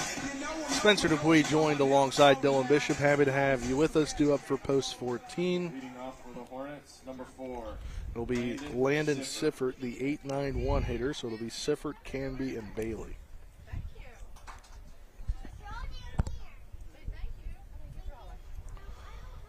Sifford got himself on base with a single first time up. See if he can keep it up. Ethan Marshall's been pitching well, though. Called strike 1 to start things out. He's been able to keep his team in the ball game, even though they've only been able to get one run up on the board. And his pitch count pretty low. That one popped up for Siffert into right center field. Coming in on it, and McCarter makes the catch for out number 1. That's about where Siffert hit his first one, but just a lot more air under it.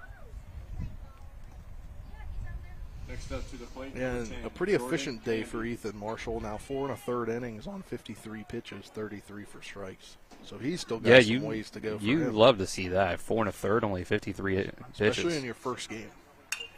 That one fouled off. And, I mean, it's game 1, so you'd think Marshall is their ace. Yeah, I think if you're coming into a game against a team that you lost to by 12 runs first time around, you want to throw out your first or second best pitcher. The 0-1 delivery to Canby pops that one up, and I think that's going to stay in the – that does stay in the park. And Swain with the catch for out number 2. Well, there it is. We figured that all that foul territory would come into play at some point. There's a lot of ballparks where that would have been a foul ball. That would have hit the dugout, the top of the dugout. Or gone past the dugout.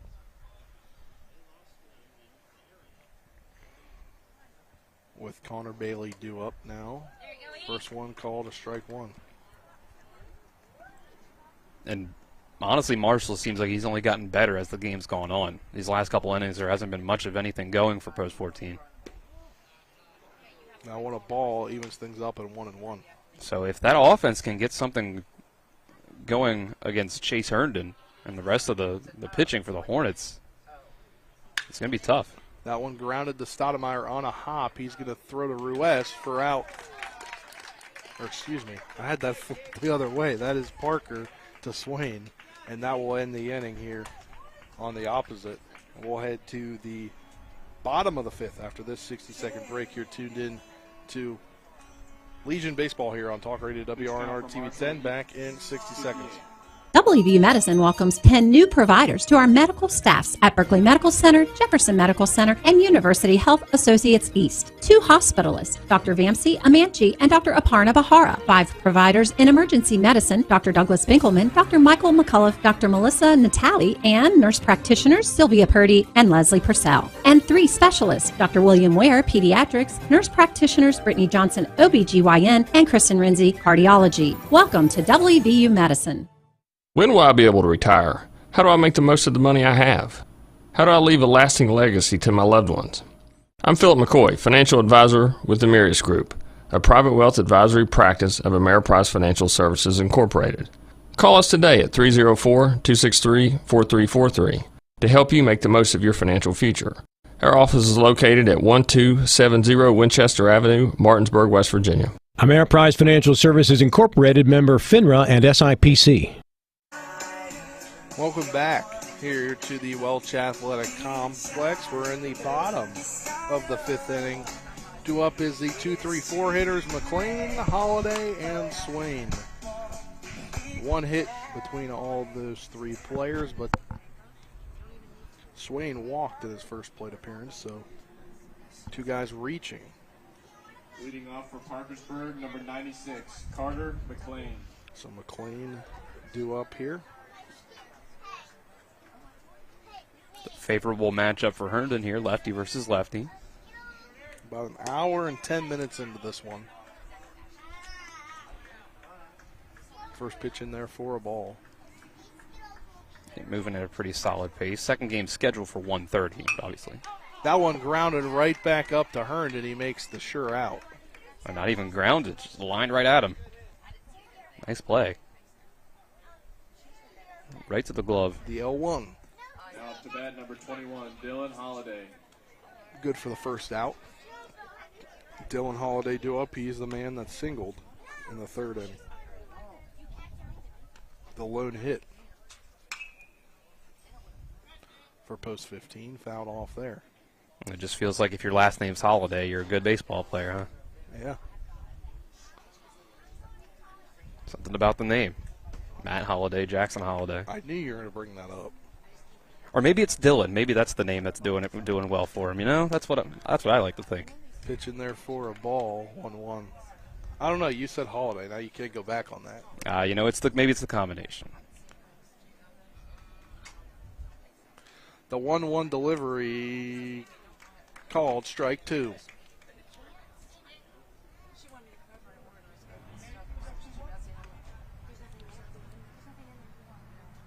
The 1-2 grounded over to Bub. Bub's going to make the throw to Ruiz for out number 2.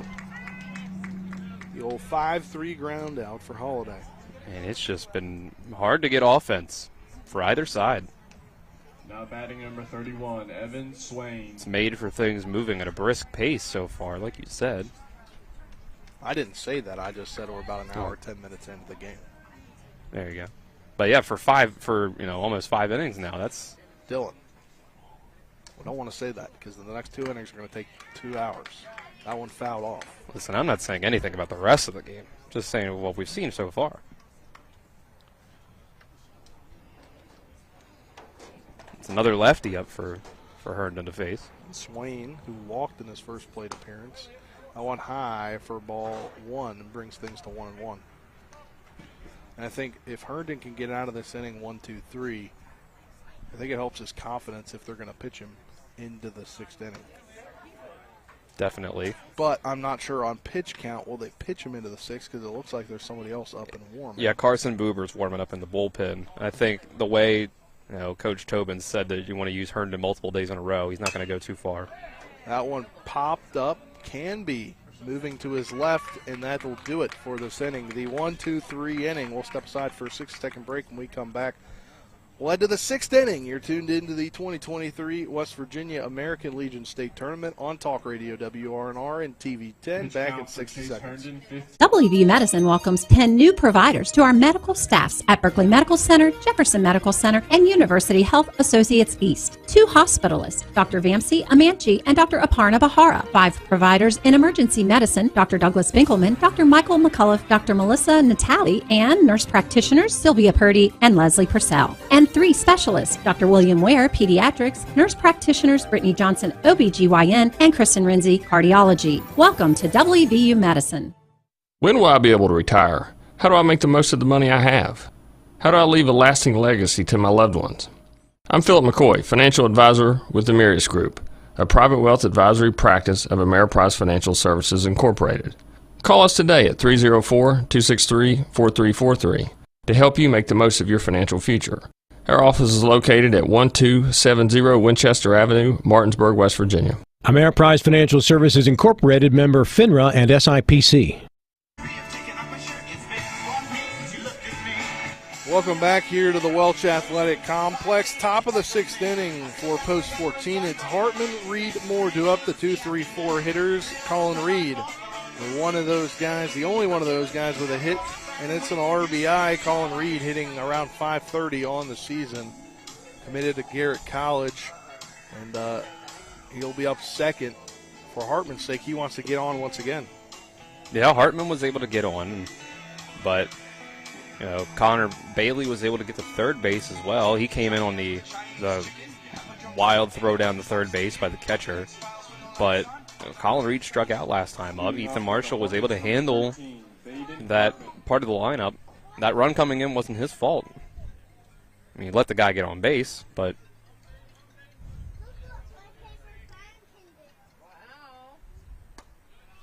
first pitch in there for a ball.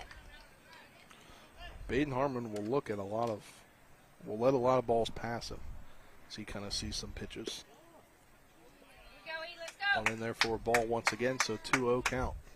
Except for the most part, Marshall's gotten better as the game's gone on, but this is going to be a tough part of the lineup to test that theory against. And Hartman pops that one foul, giving chase, third baseman, but he's unable to make the catch in camp.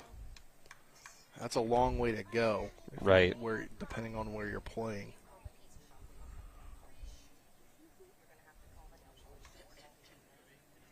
There's a lot of room over there, but it's still, you have to be able to cover it to be able to actually go over and get it, even if it is still in play.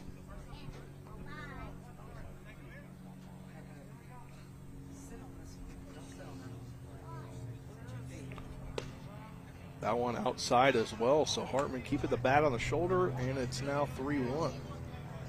Favorable count. 3-1 delivery. That one cracked out past the outstretched arms of the third baseman. Hartman rounding first. He'll go into second. He'll slide in for a double as Baden Hartman leads off the 6th inning with a single. As Berkeley Post 14 looks to add some insurance runs, and the man to do it is right up here in Colin Reed. Yeah, the way that rolled, I think it might have clipped the glove of the third baseman because it didn't roll very fast out the left field. That's why Hartman was able to get all the way to second base. Colin Reed looking to add to his RBI today with another one here. Yeah, you can really change the complexion of the game with one swing. We've seen it a lot of times from him. First pitch in there for called strike one. But Marshall was able to strike him out last time with 2 runners in scoring position.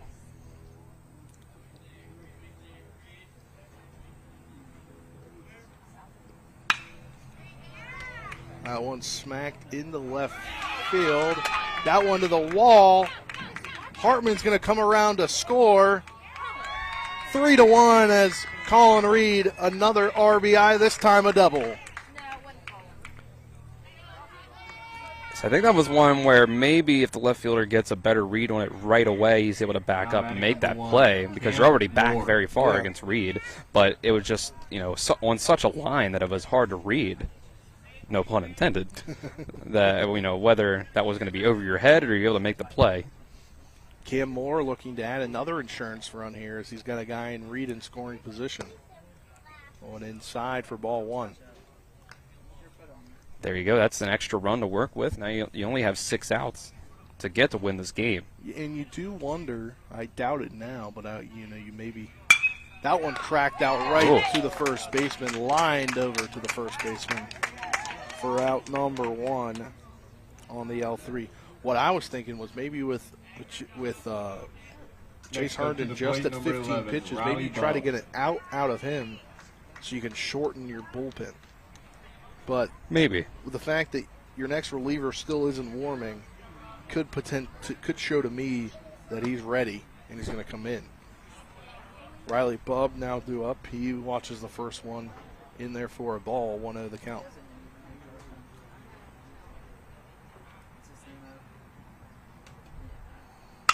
Riley Bubb pops that one out to left center field. Camping under it is McLean.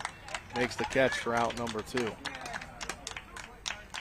It was deep to center, but Reed wasn't going to try to test that one, move over to third. 380 in center, I believe is what it is, approximately.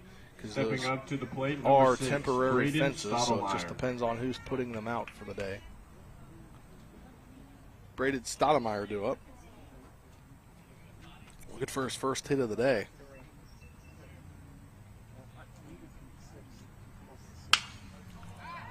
One cracked out to left center field. And that one grabbed near the warning track. And that'll end the inning. But not before Colin Reed's able to hit an RBI double and add another one. It's 3-1 post 14 on top of post 15. We'll head to the bottom of the 6th after this 60-second break. You're tuned into the West Virginia American Legion Baseball State Tournament on Talk Radio WRNR and TV 10. Back in 60 seconds. Ollie's VIP Northside at 36 Veronica Drive, Martinsburg is your favorite place to have a great meal, a good time, and to catch all the games. Join us Mondays for 75-cent wings and follow your favorite team from the bar on our 17 TVs located all throughout the bar or from the outdoor fire pit. Ollie's has great food and drink menus and features specials for every day of the week, including Saturdays when you can get a 16-ounce ribeye steak grilled the way you want it for just $24.95. That's Ollie's VIP Northside at 36 Veronica Drive, Martinsburg. We'll see you for the game.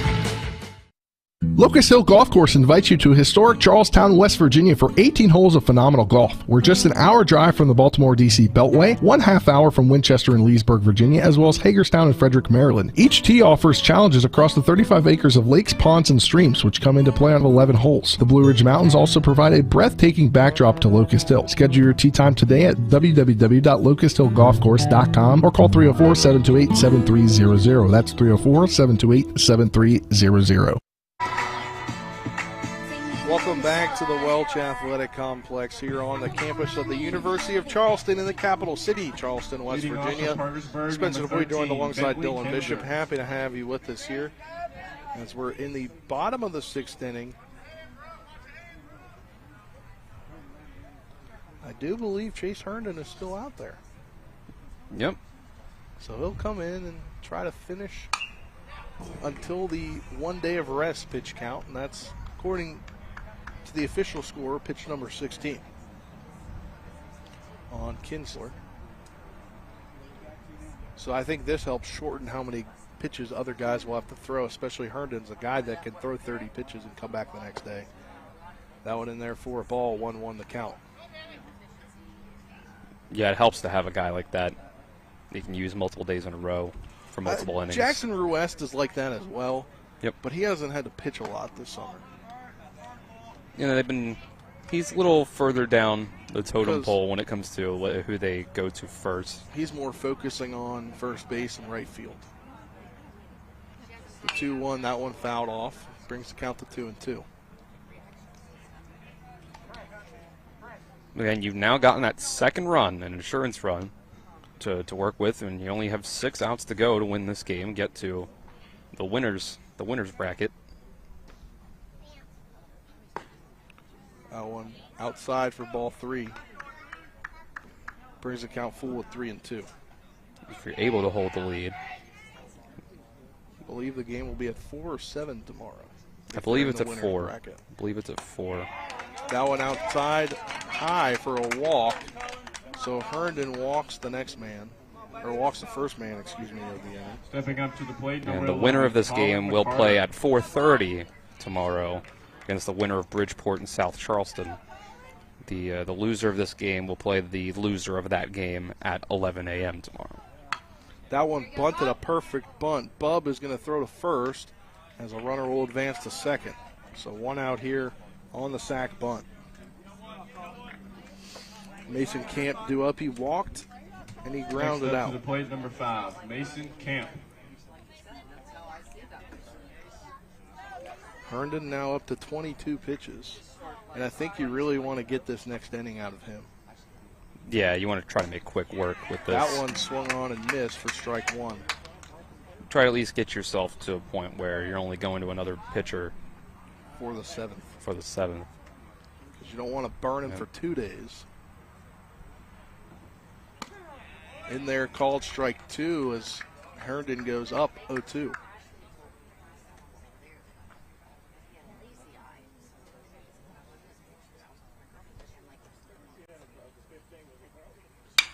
That one cracked up the middle over to Herndon. They've got a pickle going between first and second, or second and third, excuse me, so they get the lead runner out after all that. I think that's good. That was a smart heads-up play by Herndon. That was a smart play because it takes the lead runner out, and now you still have a 2-run lead with a runner on first. It was hit so quickly back over to Herndon that the runner there at second was still kind of getting his hopping lead off of second, and he was just too far away from second to get back. That one into the turf, but into the glove of Sifford.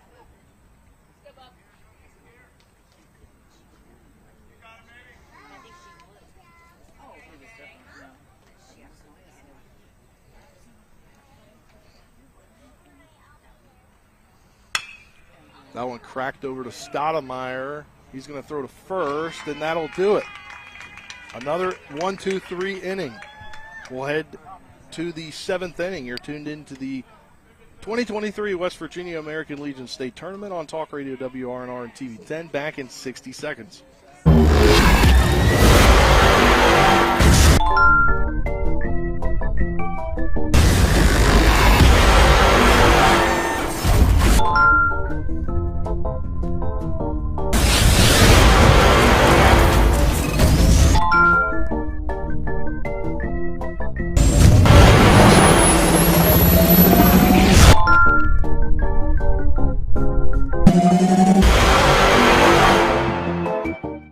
Palace Lounge in Martinsburg is the place to be. Join us every night to relax and enjoy football or basketball games featuring either the Martinsburg Bulldogs, Shepherd University Rams, or West Virginia Mountaineers. We will have steak night every Wednesday, trip nights every Thursday, and now taco and margarita nights every Tuesday. You can find us on Facebook or call 304-267-7520. The Palace Lounge is located at 1350 Edwin Miller Boulevard in Martinsburg.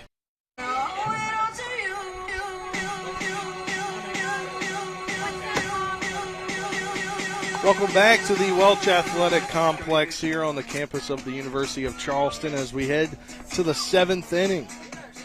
Do it for Post 14. It's the 7, 8, 9 hitters, Jackson Ruest, Landon Sifford, and Jordan Canby, as they look for another insurance run in this inning. Up 3-1, Post 14 is up over Post 15, as somebody over there in Post 14's bullpen's getting ready to warm. But what a great 2 1/3 outing for Chase Herndon, as he gives up just one walk. On 28 pitches, he'll be able to come back tomorrow with an efficient 2 1/3 innings. And I see movement over in the bullpen. That's what I had just said. Can't tell quite who it is from my angle. I see Caleb Fletcher, I believe, over there. Yeah, that is who that is. Caleb Fletcher was up and warming last week during Post 14's area tournament, but did not pitch on Wednesday. Or is that Thursday? I think that was Wednesday. He's a closing specialist. I know that was Thursday. In there for called strike 2. So a 2-2 count. So him and Trevor Bohr, both of those closer specialists. That one will drop right over the head of the shortstop. So Jackson Ruest has a 2-for-3 day. Now due up Landon Sifford. Yeah, the bottom of your lineup here has has one more chance to give your closer Up to the plate, some forward, wiggle room, a little extra.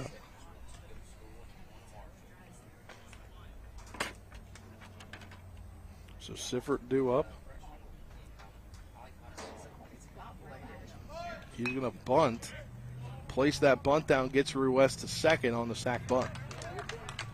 That's exactly what they're going to try to do here, is just sort of manufacture that one extra run.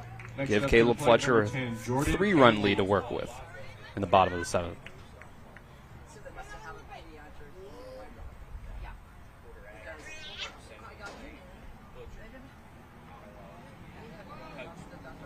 Of course, any extra you get past that 3rd run is nice too. Yeah. Into Jordan Canby, first pitch that's low and outside for ball 1. Even if you don't get any insurance here, 2-run lead for Fletcher, you feel pretty confident.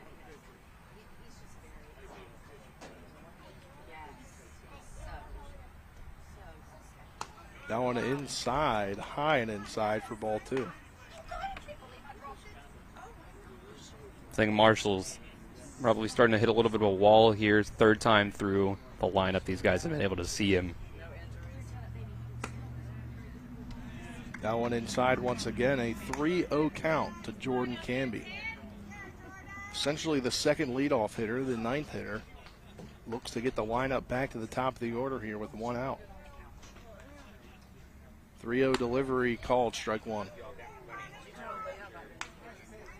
And of course, on 3-1, you're looking for your perfect pitch. If you don't get it, you're going to hold off. And I think that might have been it for, might have been his last pitch. Yeah, 80 pitches there for Ethan Marshall. On the dot, yep. I guess that's on the dot. Try to keep him for later in the week. I don't know. Now they're just talking. I don't know if this is making sure, trying to get some time here, but I don't know that he's coming out. He might not be.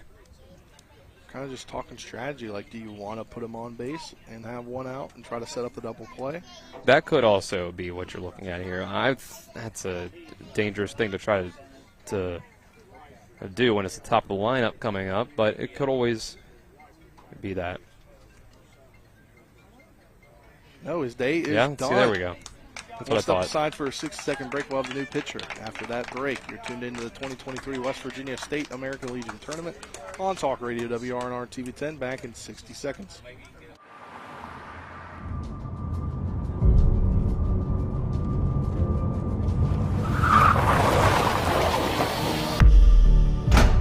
You've been in an accident. Why won't the insurance company pay? Because they're trying to save money at your expense. Call Mansion Ferretti for your free consultation. We have the experience to deal with the insurance company and get you the compensation you deserve. Mansion Ferretti, when you need justice.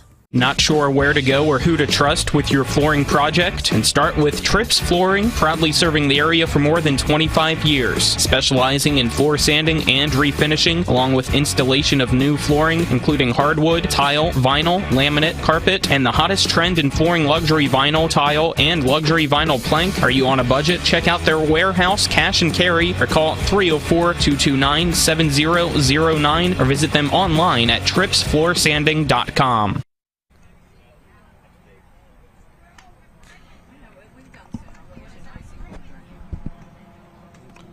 Welcome back here to now pitching the for Welch Parkersburg, Athletic number 21, Complex. Dylan Holiday. Dylan Holiday coming in to pitch. Looking at his stats on the season, he's pitched 28 and 2/3 innings, 12 games played, 1 start, 126 batters faced, a 2-1 record, 3 saves on the season and 3 opportunities, 28 hits, 18 runs, 15 earned, 9 walks, 18 strikeouts, a 3.66 ERA, and can be immediately first pitch swinging on him, and they're going to get it on the 5-3 ground out to get him out for the second out of the inning. And good for Holiday that it was able to be over to the left side of the infield so that Ruiz has to hold at second base. Number 9, Connor Bailey. Connor Bailey back up. He singled and came around to score in the first inning on Colin Reed's RBI single. And then he grounded out 6-3 in the 5th inning.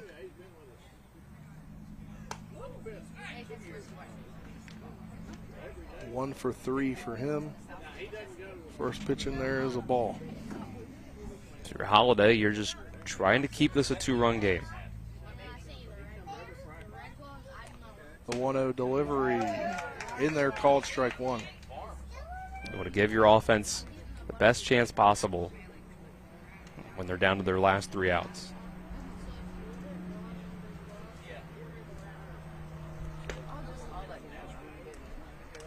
Outside and low for ball 2, 2-1. But it's tough for him coming in against the top of the lineup.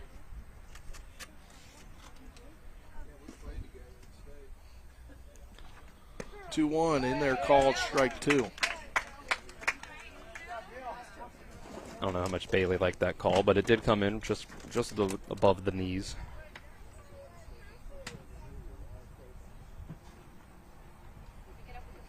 Two delivery to Bailey. That grounded over to the second baseman. He's going to throw to first, and that'll end the inning. As post 14 Strands Ruiz will head to the bottom of the 7th inning to see if Post 14 can finish this thing out and stay in the winner's bracket. You're tuned in to the 2023 American Legion State Tournament Round 1 on Talk Radio WRNR and TV 10. Back in 60 seconds. There's a local family moving in our territory. What do you want from me? Taste it. It's really good.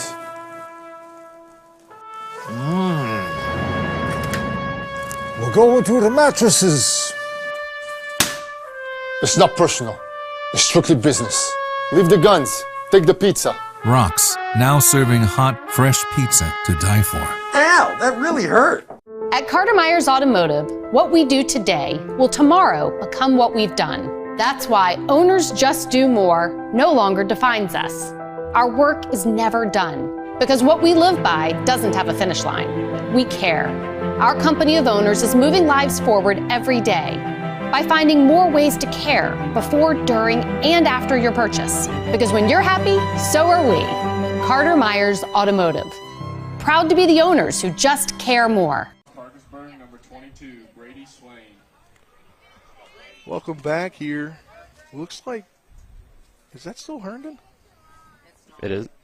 It is. Herndon's still in the ball game. Yeah, we thought we were going to see Caleb Fletcher. Unless Caleb Fletcher's only going to go, if they need him, Trevor Bohr going back in there as well. Yeah, Fletcher's in the dugout, stretching his arms out, and Trevor Bohr is going out to the bullpen. So a strike call there.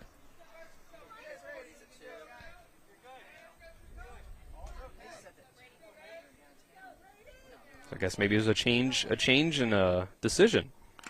That one swung on, fouled off. Change of strategy from Coach Tobin. Decided he didn't want to throw Fletcher out there. Just let Herndon go.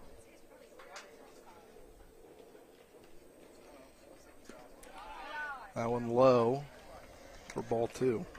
I guess you can take into account that it is another left-handed hitter up here to start out the inning. I think he has 45 pitches because I think a day is 24 hours. So if they don't play again until 4:30 tomorrow, that's a day of rest.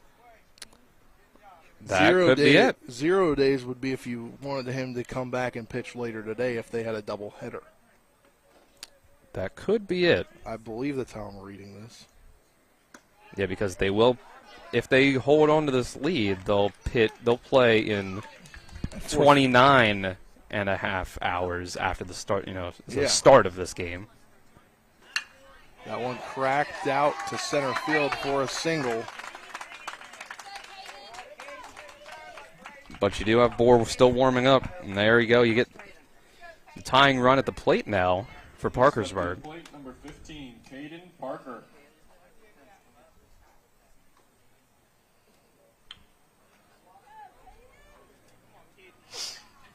So a runner on here is Trevor Bohr getting ready in the bullpen.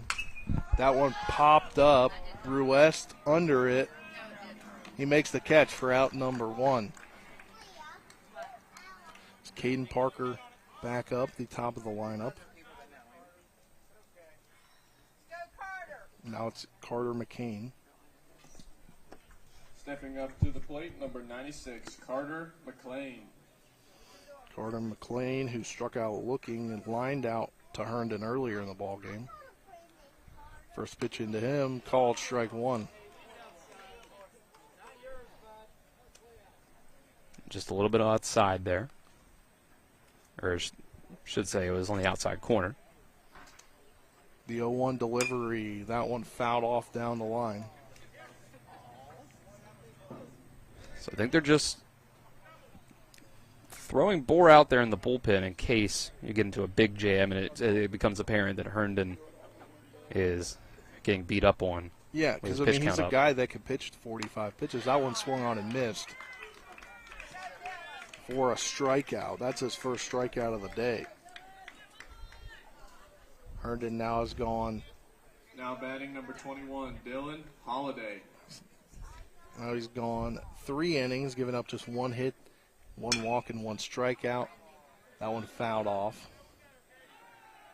Now you're down to your last out.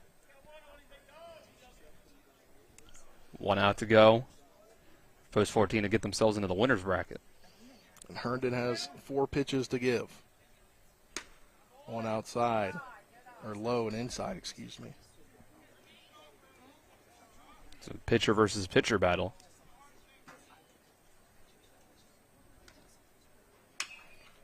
One grounded foul.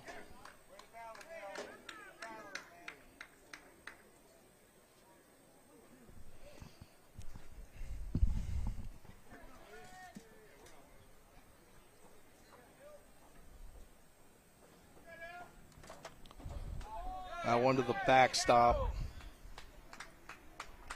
Moving over is the runner to second base, and Ankrum. Well, now that insurance run you got comes, yeah, because now that runner on second at least isn't the tying run. Yeah, so it appears they're going to take Herndon up to that 45 pitch mark so he can pitch tomorrow if they can. Yeah, I think they just went and they checked with the official scorekeepers over there. Make that sure. One to the backstop. You let another guy go to third, coming to right in front of our broadcast location. I believe he's got one more pitch after this. With 2 outs, full count. 3-1 lead for post 14 over post 15. 3-2 delivery. That one cracked out to Stoudemire into left field. It's going to be an RBI single for Dylan Holiday. That's huge for Parkersburg. Again, Stoudemire. I mean, it would have been a tough play over at first, but I think it would have been makeable. Yeah. We will step aside here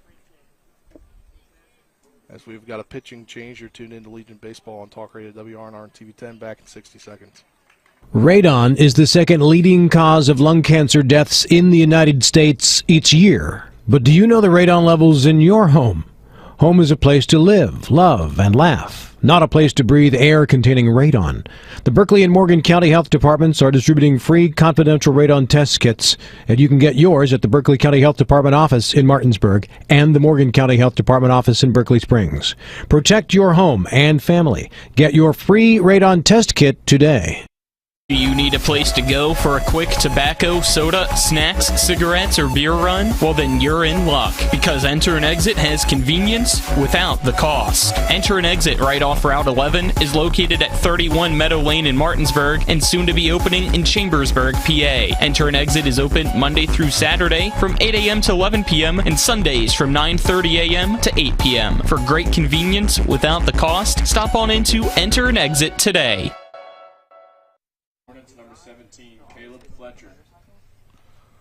Welcome back here to to the Welch Athletic Complex as Chase Herndon's afternoon is done. 3 innings, 2 hits, 1 run, 1 earned, 1 walk, 1 strikeout, 45 pitches. He will be able to pitch tomorrow on the 1 day of rest. Coming in to pitch is Caleb Fletcher. Caleb Fletcher, 14 innings this summer, 6 games played, 1 game started. He is 1-0. 3 hits, 3 runs, 3 earned, 9 walks to 20 strikeouts. He has an ERA of 1.5. Stepping up to the plate for Parkersburg. And a batting average against Dylan, .067. Yeah,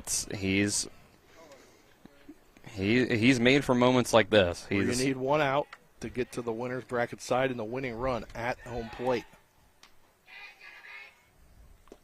That one low for ball 1. That's Evan Swine due up. The downside is that tying run is at first base, so you don't have a whole lot of room to maneuver, but you do only need the 1 out.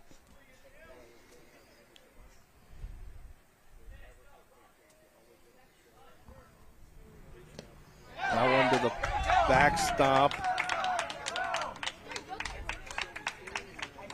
So Holiday now goes to second, and now is in scoring position. I didn't want to say it to risk a curse there, but I did say a wild pitch in this situation would be really tough. Or I thought it to myself, because then now that tying run's in scoring position. 1 hit can tie this game up. So Holiday over there at second has got some speed to him. The 3-0 pitch now in there.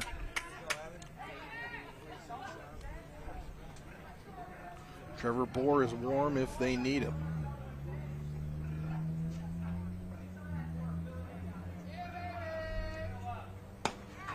One high for a 4-pitch walk to Evan Swine. Yeah, I think you rightfully pitch carefully to a guy in that situation, because at least if you give up the walk, you have a force at third base and second base now. And now you get a righty versus righty matchup instead of facing a lefty. That one in there for called strike 1. We said it in the first 3 innings with Jason Myers. It's one thing to get guys on base. It's another thing to let them come across from home. The 0-1 delivery fouled off.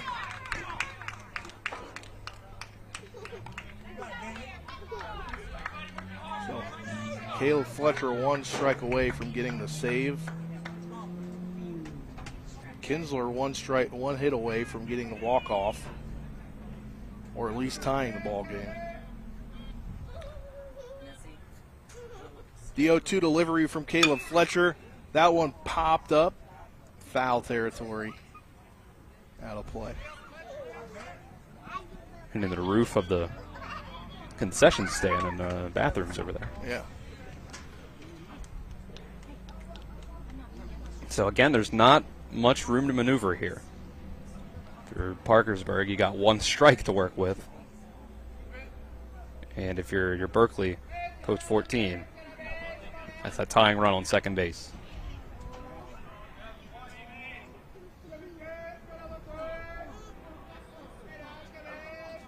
The 0-2 delivery. Swung on and missed. Caleb Fletcher strikes out the last man. Post 14 wins 3-2. They're in the winner's side of the bracket.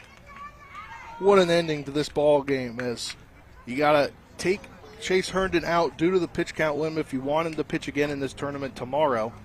And then you have Fletcher comes in, he walks the man. Final today for game 1, Berkeley County. And 3, he's able to get the strikeout, come back and get the strikeout, and now post 14 in the winner's bracket.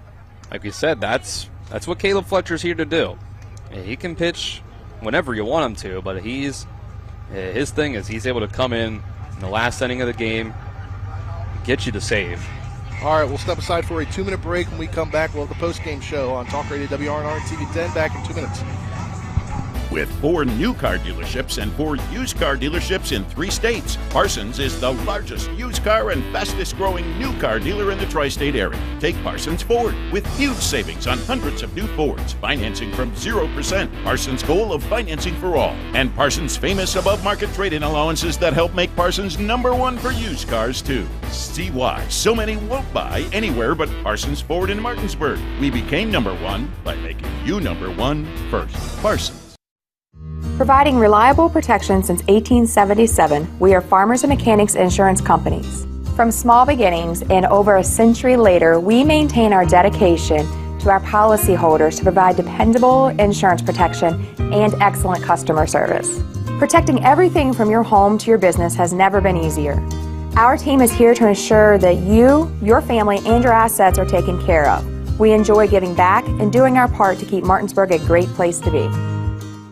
The Skinner family has been representing West Virginians for more than 50 years. We've changed the name of our firm to Skinner Accident and Injury Lawyers because we want to be clear about what we do. We represent people who have been in car, truck, and other catastrophic accidents. We're here to be a voice for the injured and vulnerable, and we take that job seriously with deep commitment to serving our clients wherever they are. Just Google Skinner Accident Lawyer or visit SkinnerWins.com. We'll treat you like family.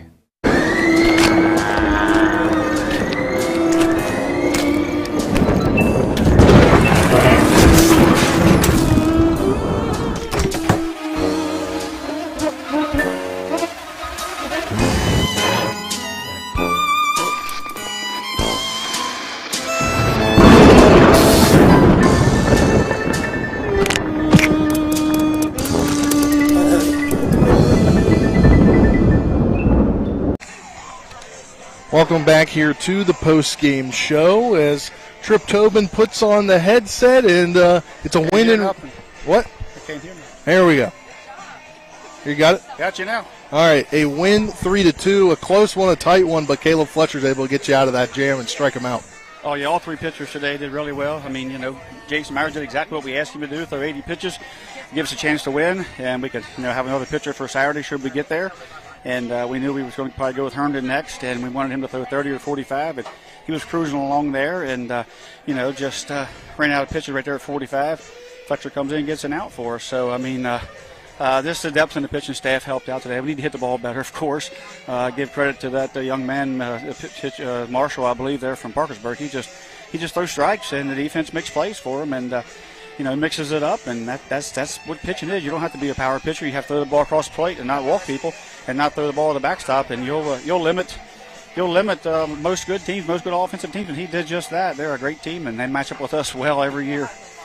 And when you look at it, you get Colin Reed just doing Colin Reed things, getting 2 RBIs today. Yeah, he was a little upset about that at bat there with 1 out and man on second and third and wasn't able to get it done. And you don't see that rarely ever. And I don't think I've ever seen it this summer. That was kind of a surprise.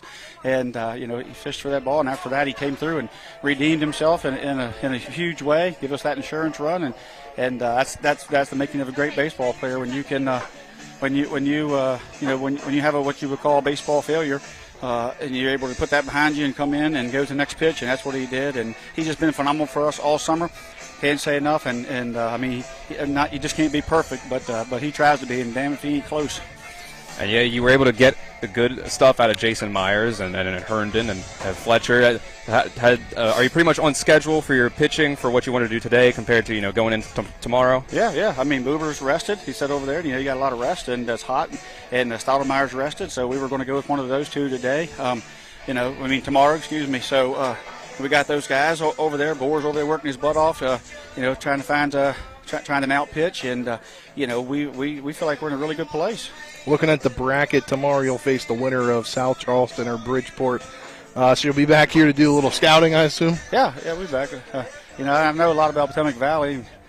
Played Wheeling twice this year, so get the boys home, get them something to eat, and try to get back here and watch some of that. We got to be back here at 7 o'clock for the opening ceremonies as well. So kids are going to get something to eat, maybe play a little round of par 3, and then come back at 7 for opening ceremonies, and I'll take a look at South Charleston and Wheeling.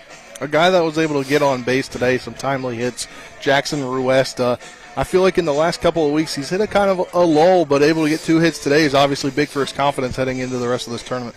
Yeah, in the spring, he didn't seem to he batted 3 for Hedgeville, but he dinked and dunked the ball, and now he's hitting the ball for power, hitting some line drives. He's feeling confident, and try to do a little too much out there. He's seen the guy was a little lazy getting to the baseball, but try to stretch it out. But other than that, he's just been a guy who's been quietly leading and getting the ball in play and doing what we need him to do, bunting when he has to, making big plays over at first and helping the infield. So they're just a good team, when they put it all together. So we just need to hit a little better, and we'll be fine. All right, congrats on the win, Trip, and we'll talk to you tomorrow. All right, thank you. That was manager of the Berkeley Post 14 Hornets, Trip Tobin. They get the win 3-2 over Parkersburg Post 15. Moving on to the winner's bracket side of the second round, they'll take on the winner of Bridgeport South Charleston. Bridgeport coming in with 28 wins and just 6 losses on the season. That game's set for 4. The next game here, Potomac Valley taking on Wheeling. Wheeling with 29 wins. I believe the most wins in this tournament out of any team in the regular season. Dylan, your thoughts on the contest today? I think they got just enough out of their offense, what they needed. Jason Myers was putting guys on base to where he got his pitch count up, probably didn't pitch ideally how much you would want him to. You probably wanted 30 pitches from Chase Herndon in the end, sub 45, but it works out nonetheless. But he was able to not let too many of those guys come in to score. It was only 1 run given up in the end, despite, I think 4 or 5 guys left on base and 3 or 4 of those being in scoring position in the first 3 innings. And then you got just enough out of your offense. Timely hitting from Colin Reed, of all guys, hitting over 500 on the year, on the summer. So you got the close, the save from Caleb Fletcher, and you still have plenty of pitching to use tomorrow. Like we said, we'll probably see Braden Stoudemire and or Carson Buber. Lane DeLauder will come down here tomorrow. I kind of doubt we'll see him pitch tomorrow, though. Yeah, maybe in relief like we saw last week. There's obviously a shot depending on the situation in the game. But I think overall it's something to be said. I think, you got to be a little critical, and Tripp was a little critical of its team, is not getting the hits when they need them.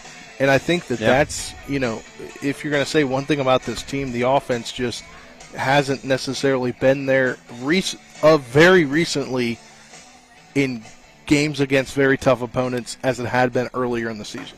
Yeah, at least it wasn't today for sure. Like that one situation, you had Colin Reed come up 1 out and runners on second and third.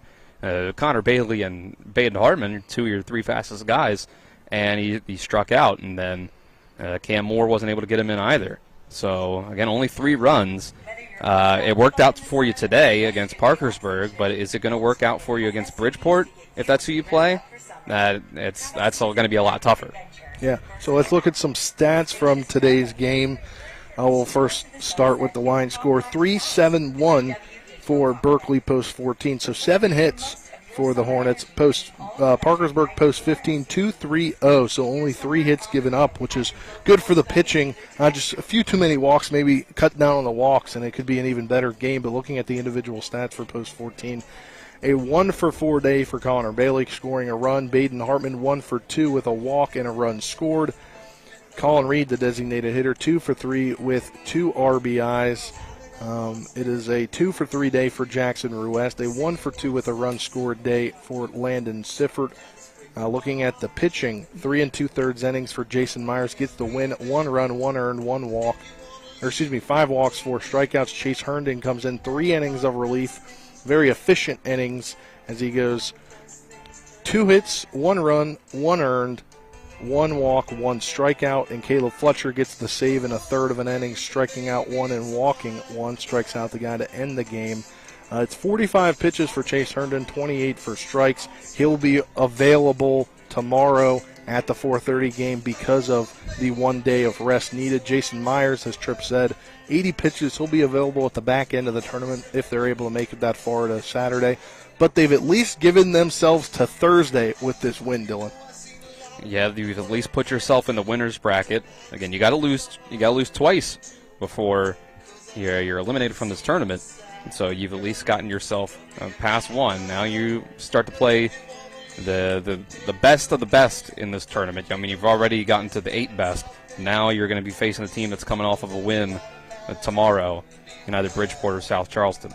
Yeah, looking at the stats for Parkersburg, a 2-for-4 day for Dylan Holiday, 1 RBI. 2 walks for Evan Swain, a walk for Kinsler, McCarter, Camp, 2 walks for Ankrum, a 1-for-1 day and a run scored for Ankrum, a run scored for McCarter, an RBI for DeMoss, and that is really all the scoring there. Looking at the pitching, Ethan Marshall, a very strong outing, a quality outing, 6 1/3 innings, 7 hits, 3 runs, 3 earned, 1 walk, 1 strikeout. He pitches 80. He's available for them if they can make it out of the losers bracket and back to the end of the week. Dylan Holiday comes in, pitches the final 2/3 of an inning on 6 pitches, so he's available for them later on as well. But that will do it for our broadcast here. We'll be back on the air 4:15 tomorrow. Stay tuned later on today to social media to see who post 14 will play. We'll have that score for you later on tonight on social media. But shout out to Tripp Tobin for helping us out with the interviews today and coming over and kind of making sure that he can find his way to us, because we're not where we obviously normally are at P.O. Faulkner Park. I want to shout out the organizers of this state tournament, Chris George being one of them, as they're able to help us out with a broadcast location, allow us to broadcast these games, because we're just coming here to broadcast post 14. They have a broadcast provider for the whole tournament, so shout out to them for letting us do that. Dylan, before we shout you out, Nick Verzolini back in the studio, Colin McLaughlin up top. For Dylan Bishop, I'm Spencer Fleece saying so long. We'll talk to you tomorrow at 4:15. Have a great rest of your day, everyone. You've been tuned into American Legion Baseball for the continued excitement of high school, college, and Major League Baseball. Keep it tuned to 106.5 FM, AM 740, Comcast Cable Channel 10, and online at talkradiowrnr.com.